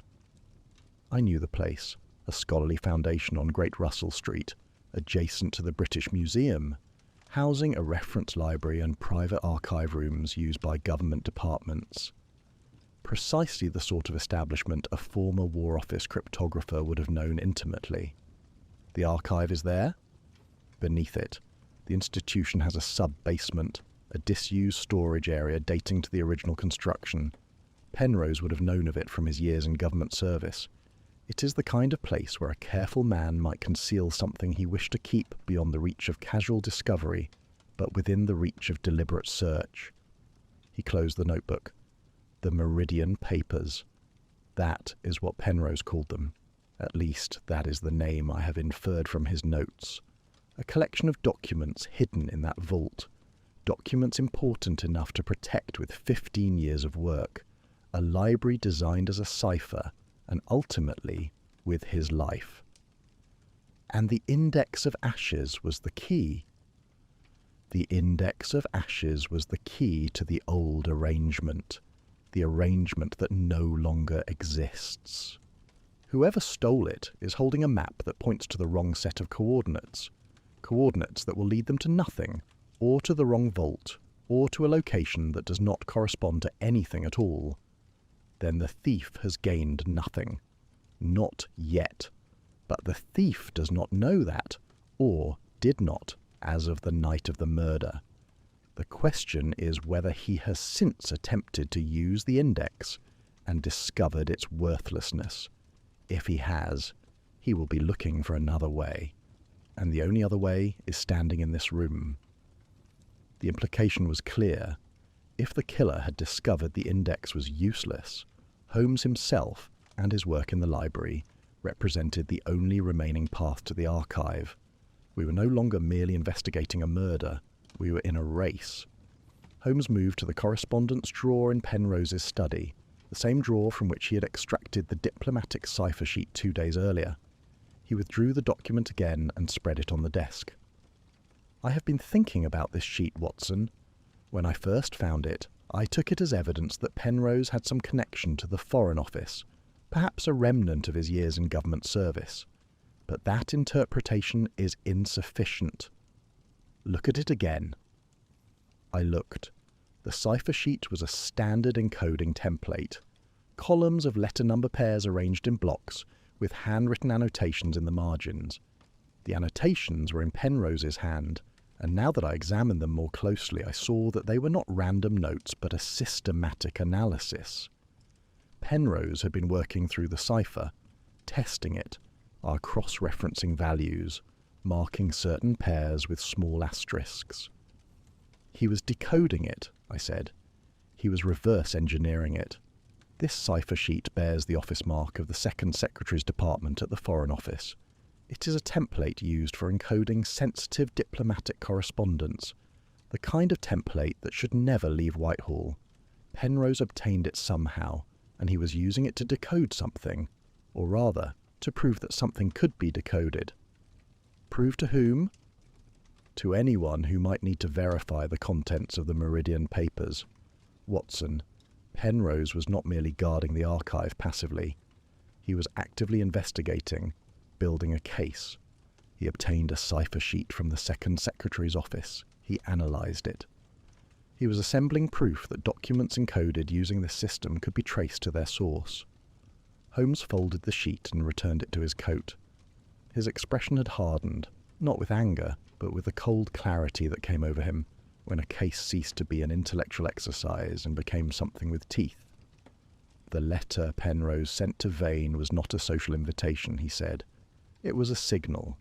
Penrose was telling Vane, I have your cipher sheet. I know what you are. I know what the Meridian papers contain. And I am preparing to act. He was threatening Vane? He was warning him.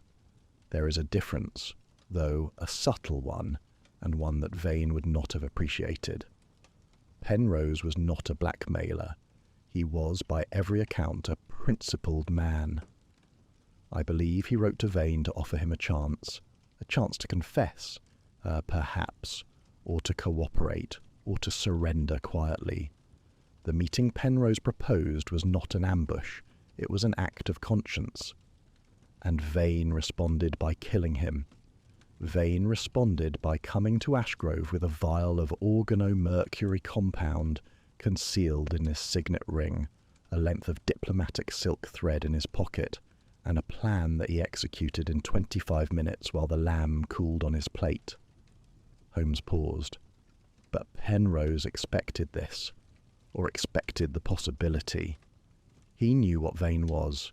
He knew what men like Vane do when cornered. And so he spent his last afternoon rearranging the library, ensuring that even if Vane killed him and stole the index, the archive's true location would survive, encoded in the shelves themselves, waiting for someone who could read them. A battle between two intelligent men. Precisely. One tried to kill, the other tried to ensure the truth survived him. Penrose lost his life, Watson, but he did not lose the war.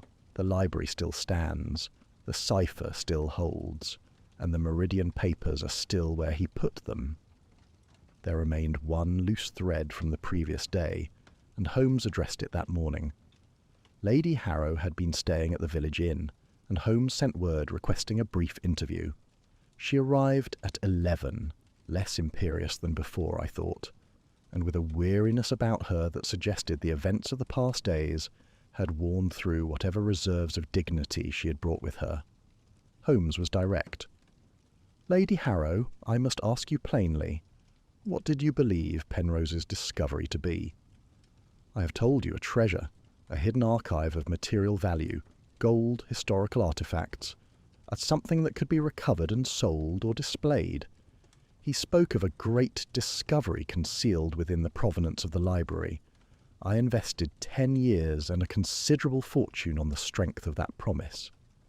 And when he told you, 3 days before his death, that the discovery was not what you expected, what did you take that to mean? That he was preparing to disappoint me? That after 10 years the discovery was smaller than he had promised, or that he intended to keep the proceeds for himself. Her voice was bitter. I confronted him about it at our meeting on the afternoon of the murder. He was evasive. He would not give me a straight answer. I left Ashgrove that evening in considerable anger. To catch the last train, to meet a creditor the following morning. My financial situation is not what it was, Mr. Holmes. My late husband's estate was heavily mortgaged. My investment in Penrose was not philanthropy. It was speculation, and it has failed. Holmes regarded her. Lady Harrow, there is no treasure. There never was. The archive Penrose concealed contains documents, paper, ink, and the names of men who would prefer to remain unnamed. Political correspondence, financial records, coded dispatches. The discovery was not material wealth. It was information of enormous sensitivity, but of no monetary value whatsoever. She stared at him. I saw the moment of comprehension arrive, not gradually, but all at once, like a lamp extinguished. Then it was all for nothing, she said. Your investment, yes. I am sorry, but your ignorance of the archive's true nature is itself your defence. You could not have killed for the Meridian papers, Lady Harrow, because you did not know they existed. You believed you were funding the recovery of a treasure. You were, in fact, funding the concealment of a secret. Penrose used your money to build the library, the cipher system. He never intended to share what it protected, because what it protected was not something that could be shared. Lady Harrow left Ashgrove House within the hour. I watched her carriage from the window, a figure in black, rigid and upright, carrying the wreckage of 10 years' hope back to London. She had been proud, difficult and mercenary. But she had also been used by a man she trusted for a purpose she was never told, and there is a particular cruelty in that. When she was gone, Holmes came to stand beside me. 2 suspects remain, I said, and one of them is Vane. One of them is Vane, Holmes agreed, and Vane has the index of ashes. He believes it gives him access to the Meridian papers. He does not know that Penrose outwitted him, that the library has been changed, and the index now points to nothing. What happens when he discovers his error? That is precisely what concerns me, Watson. Vane is a man who has killed once to protect himself. When he realizes the index is worthless, he will seek another way, and the only other way is the library itself, or someone who has already read it.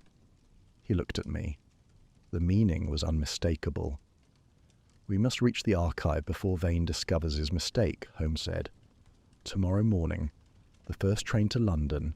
I've sent a telegram to Lestrade asking him to meet us at Paddington with 2 constables. We go to the Montague Institution.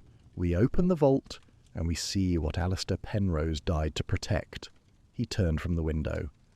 And then, Watson, we shall have a decision to make, one that I fear will be more difficult than solving the crime itself. Chapter 9. The Race for the Archive. We caught the 7:15 from Ashgrove Halt, and by 8:30 we were at Waterloo. Holmes had spoken little on the train, eyes closed, fingers steepled, running whatever calculations that still-sharp face concealed. We went by cab directly to Great Russell Street, arriving at the Montague Institution shortly before 9. The building was a sober Georgian edifice of Portland stone. Holmes produced a card, not his own, I noticed, but one bearing a government title, and we were admitted through the main hall, past the reading room, and down a service corridor to a narrow stone staircase. The sub-basement, Holmes said, built with the original foundation in 1823, used for document storage until the 1870s, when the collection was moved to newer facilities. It has been disused since, officially. We descended. The staircase was unlit, and Holmes struck a match that threw wild shadows on the damp stone walls. At the bottom, a low corridor extended perhaps 30 feet before ending at a heavy wooden door, its iron fittings brown with rust. The door was not locked. Beyond it lay a room, small, vaulted, windowless, cold as a tomb. Against the far wall stood a chest, perhaps 3 feet long, oak reinforced with iron bands, secured by a brass lock green with age. Holmes knelt and picked the lock in under a minute. He lifted the lid. Inside, I'd wrapped in oilcloth against the damp, were bundles of paper. Holmes lifted the first bundle and unwrapped it on the stone floor. Correspondence, dozens of letters written in several hands, on paper of varying quality and age. Some bore official seals, some were written in code, some were in plain English, and these were the most damning because plain English cannot hide behind the excuse of ambiguity. Holmes scanned them rapidly, his eyes moving across the pages with a speed that suggested he was not reading for content but for names. His face changed as he read, not gradually, but in stages, each stage darker than the last. He set the first bundle aside and opened the second. Financial ledgers, columns of figures recording payments, transfers, dates, account numbers that corresponded, I assumed, to banks in London and abroad, amounts that ranged from modest to extraordinary. The third bundle was the worst. Coded dispatches, or rather, dispatches that had been coded and then decoded, with Penrose's annotations in the margins providing the plain text. These were intelligence reports, military assessments, policy drafts, the kind of documents that, if they had reached a foreign power, could have shaped the decisions of governments. Holmes sat back on his heels. The match had burned out, and he struck another. In its flickering light, his face looked older than I had ever seen it. "This is worse than I imagined, Watson." "How so?" "These papers do not merely implicate Vane, they implicate many others, men in positions of considerable authority, in the Foreign Office, in the Admiralty, in the diplomatic service. Vane is not a lone traitor. He is one node in a network. The Meridian Papers document over a decade of systematic intelligence compromise, involving at least 7 individuals whose names I recognize, and whose positions would make prosecution not merely difficult, but politically catastrophic. I stared at the bundles of paper spread across the stone floor of that cold vault, and I understood, for the first time, fully, why Penrose had spent 15 years building his cipher, why he had hidden the archive so carefully, and why someone had been willing to kill him to prevent its discovery. This was not a secret.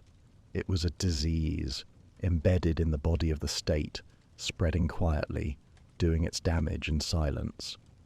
"Then we must take this to the authorities," I said. Holmes said nothing. He was looking at the papers with an expression I could not read. A sound from the corridor above. Footsteps, careful, deliberate, descending the stone staircase with the measured tread of a man who is in no hurry because he believes he has already won. Holmes rose. I rose. My hand went to the revolver in my coat pocket. I had carried it since Ashgrove, on an instinct I was now grateful for. Sebastian Vane appeared in the doorway. He was dressed for the city, dark coat, silk scarf, gloves, and he carried a small pistol in his right hand, held low and steady, with the ease of a man who has handled firearms before and does not consider them remarkable. His face wore the same pleasant, composed expression I remembered from the drawing room at Ashgrove, only his eyes were different, harder, and with a watchfulness that the charm could no longer conceal. "Mr. Holmes," he said, "I must confess, you are quicker than I anticipated." "And you are slower than I expected, Mr. Vane. I assumed you would have discovered the index's worthlessness by yesterday at the latest. It took you an additional day. Penrose would have been disappointed." Vane's expression did not flicker. "The index led me to a storage facility in Bermondsey, an empty room. I realized my error this morning and came to the one man who might have corrected it." He glanced at the open chest. "I see you have. How did you find us?" "I have been watching Ashgrove House since Monday. When you and Dr. Watson left for the train this morning, I followed. A diplomatic car is faster than a hired cab. and Great Russell Street is not a difficult destination to anticipate once one knows the nature of the archive. Holmes regarded him across the cold vault. The two men stood perhaps 10 feet apart, Holmes unarmed, Vane armed, the Meridian papers spread between them on the stone floor like the terms of a negotiation that had not yet been stated.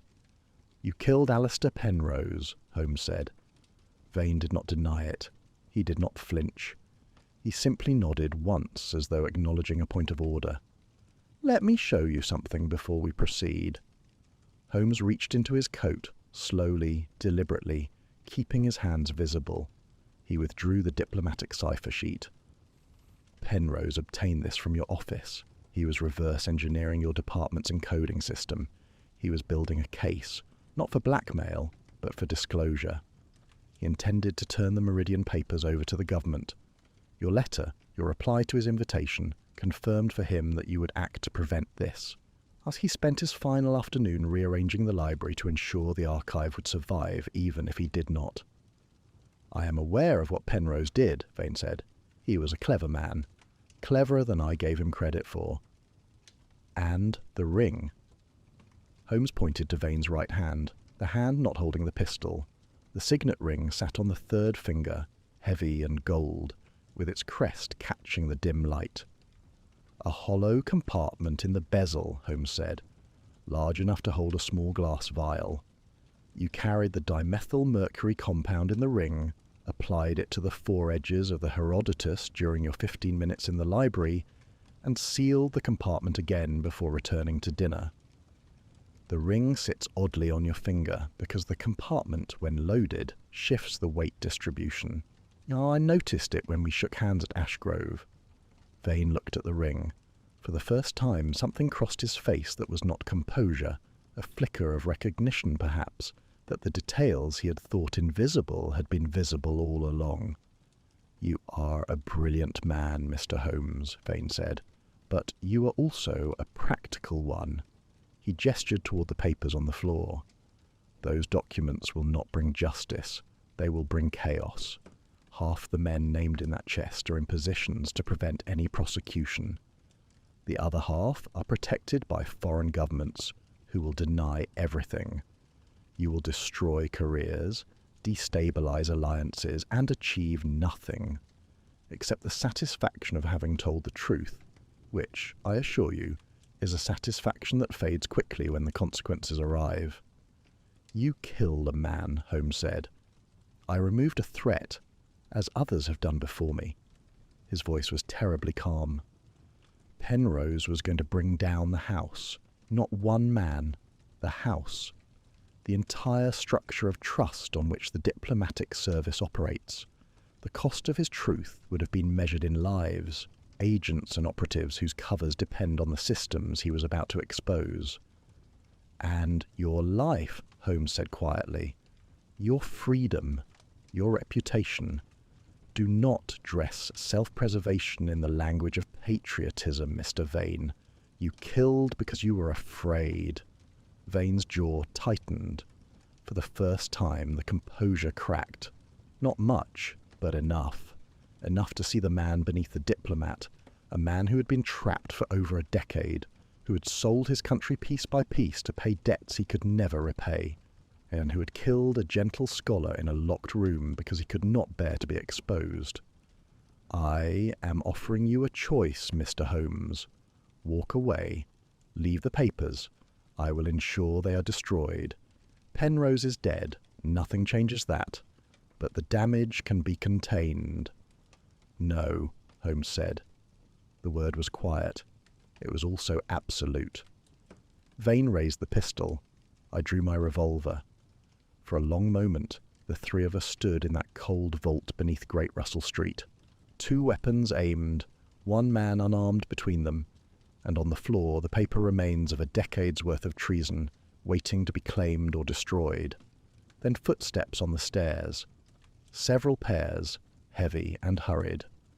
Lestrade appeared in the doorway with 2 constables. Holmes had sent the telegram not to Paddington but to Scotland Yard, misdirecting Vane while arranging the true reception. Lestrade took in the scene with a single glance, and his hand went to the truncheon at his belt. "Mr. Vane," Lestrade said, "I am arresting you on suspicion of the murder of Alistair Penrose." Vane looked at Holmes. Holmes looked back. Something passed between them. Not respect, not hatred, but a recognition, cold and final, that the game was over and that one of them had lost. Vane lowered the pistol. He set it on the lid of the chest with the careful precision of a man placing a chess piece in its final position. The constables moved forward and took him by the arms. As they led him toward the stairs, Vane paused. He did not turn around. He spoke to the wall, or to the air, or to no one. "You will regret this, Mr. Holmes. Not today, but soon." Holmes did not answer. When Vane was gone and Lestrade had followed, I holstered my revolver and looked at Holmes. He stood over the open chest, the Meridian papers spread at his feet, and he had not moved. His face was unreadable, or rather, it was readable only if you knew him as well as I did, and what I read there was not triumph, but the particular stillness of a man standing at a crossroads, knowing that both directions led somewhere he does not wish to go. "Holmes," I said, "what do we do with the papers?"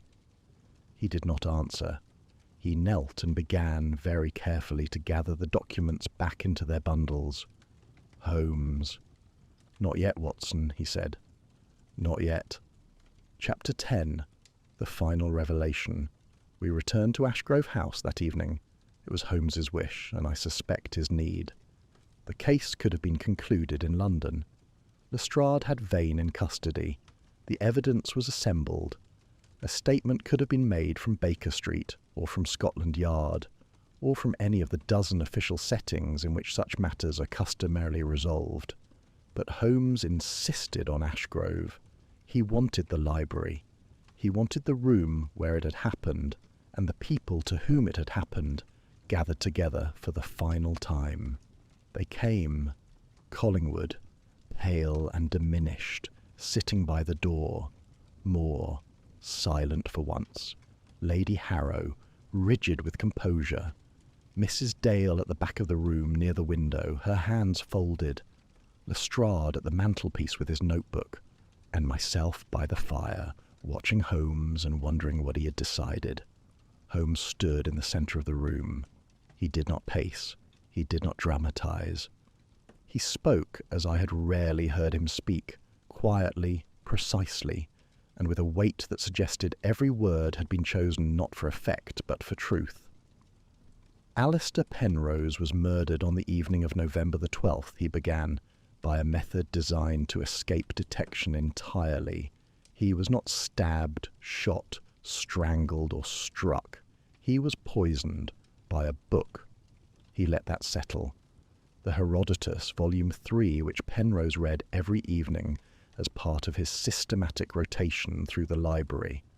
An organomercury compound, dimethyl mercury, was applied to the foredges of pages 112 through 130. The poison is colourless, nearly odourless, and absorbed through the skin. Penrose sat down to read at 8 o'clock. By 20 past, the compound had entered his bloodstream through the fingertips of his right hand. By 25 past, he would have felt the first symptoms: dizziness, numbness, a constriction in the chest. By 8:30, he was dead. The coroner attributed the death to cardiac arrest, and in a purely mechanical sense he was correct. The heart stopped, but it was stopped by chemistry, not by nature. Moore shifted in his chair. Lady Harrow did not move. The poison was carried into this house in a hollow compartment within a signet ring, the ring worn by Mr. Sebastian Vane, second secretary at the Foreign Office. Vane excused himself from the dinner table at 19:25, entered the library, and spent approximately 15 minutes applying the compound to the book he knew Penrose would read that evening. He then prepared a mechanism on the library door, a silk thread looped through the bow of the key, which allowed him to lock the door from the outside, leaving the key on the interior side. He drew the thread beneath the door and returned to dinner. Holmes paused. The locked room was an illusion. Vane locked an empty room at 1945. Penrose arrived at 2000 hours, unlocked the door with his personal key, which he kept in his study, entered, locked it again behind him out of lifelong habit, and placed his key on the desk. When the body was discovered, there were 2 keys, one in the lock, one on the desk. No one questioned which had locked the door, because no one imagined the door had been locked twice. Lestrade was writing rapidly. Collingwood stared at the floor. Moore stared at Holmes. Old Lady Harrow stared at the wall. The motive, Holmes continued, was not personal, it was political. Penrose, during his years with the War Office, had assembled a private archive, the Meridian Papers, containing correspondence, financial records, and decoded dispatches that implicated several prominent members of the British establishment in the sale of intelligence to a foreign power. Vane was among those implicated. He had been a compromised agent for over a decade, recruited through gambling debts paid by foreign handlers and trapped ever since. Penrose concealed the archive in a vault beneath the Montague Institution in London. The location was encoded in his library, specific books in specific positions, pointing to a set of geographic coordinates. The Index of Ashes, a manuscript he kept on his desk, was the guide to reading this cipher. Vane stole the index on the night of the murder, but Penrose had anticipated the theft. Holmes's voice dropped, not for drama, but because what he said next was, I believe, the part of the story that mattered most to him. 3 days before his death, Penrose received Vane's reply to his letter, a letter in which Penrose had warned Vane, in veiled terms, that he possessed proof of Vane's treason. Vane's reply confirmed what Penrose suspected, that Vane would act, and so Penrose spent his final afternoon in this library, behind a locked door, rearranging the books on the western wall. He changed the cipher, he altered the positions. The Index of Ashes, once stolen, would point to an arrangement that no longer existed. The true coordinates could only be recovered by someone standing in this room, by reading the shelves as Penrose had rewritten them. Holmes looked at the western wall. The shelves stood as they had stood since that final afternoon, the books in their new, deliberate positions, Penrose's last composition. Penrose died, Holmes said, but he did not lose. He ensured that the truth survived him. He ensured that the man who killed him gained nothing from the killing. And he did this not through violence, not through cunning, but through the one thing he trusted above all else, the integrity of his own mind. The room was very quiet. Holmes turned to Mrs. Dale. She stood at the window with her hands clasped, and I saw that her eyes were bright with tears she had not yet allowed to fall. Holmes crossed to her, not quickly, not with the briskness of the detective, but with a deliberation that suggested he was about to say something he considered important.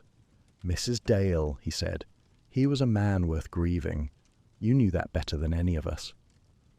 She looked up at him, and in that look, in the gratitude and the sorrow and the decades of silent devotion that it contained, I understood what I had only suspected before, that Agnes Dale had loved Alistair Penrose quietly and completely for most of her adult life, and that she had never told him, and that she never would have, and that this grief, the grief of losing not a master but the central fact of her existence, was the truest thing in the room. She did not speak. She nodded once, and the tears fell. Holmes turned away. He addressed the room once more, briefly, confirming that Collingwood's thefts would not be reported, that Moore's academic misconduct was a matter for his college, that Lady Harrow's financial entanglement with Penrose was a civil matter beyond his purview. Lestrade confirmed that Vane was in custody and that the case would proceed through the courts. Then the room emptied. One by one they left.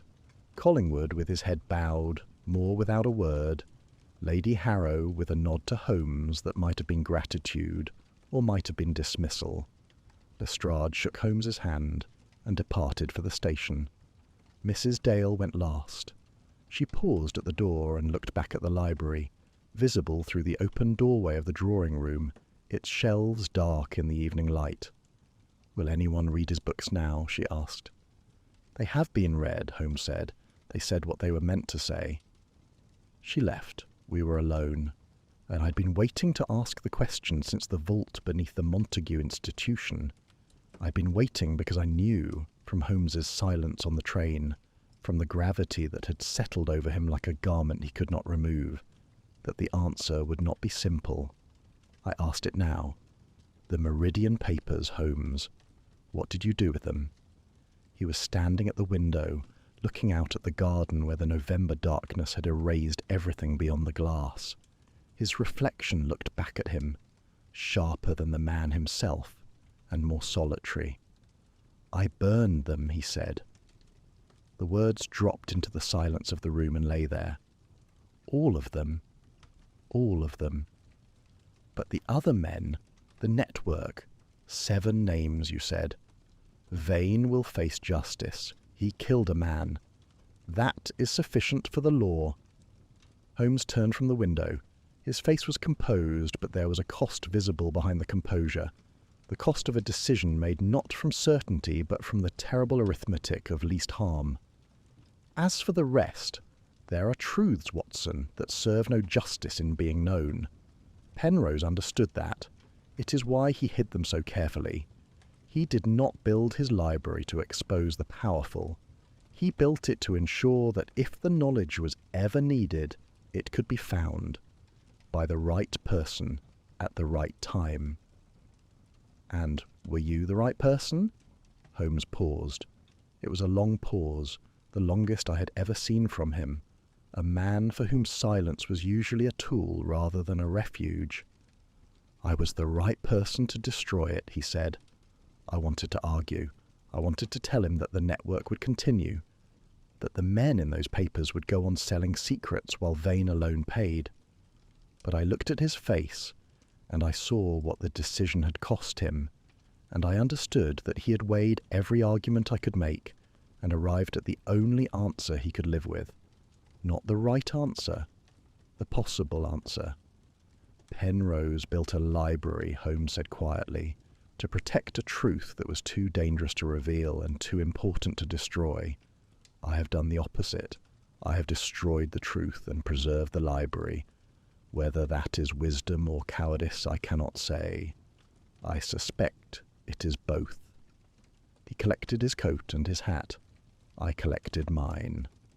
We walked together down the corridor, through the entrance hall, and out into the cold November night. The gravel crunched beneath our boots. The carriage was waiting at the gate.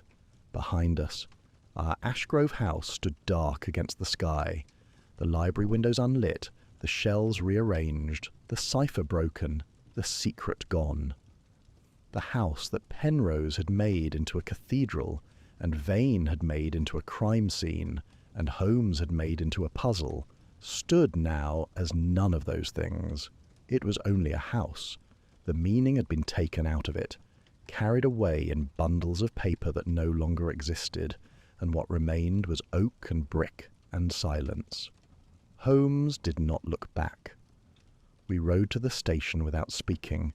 The train was late. We stood on the platform in the dark, and I watched Holmes's face in the lamplight, and I thought about 2 keys, one in a lock, one on a desk, and about how there are always 2 truths, and how we can only ever turn one. The train came, we boarded, and the case of the locked library passed into the silence from which, until now, I have never called it back.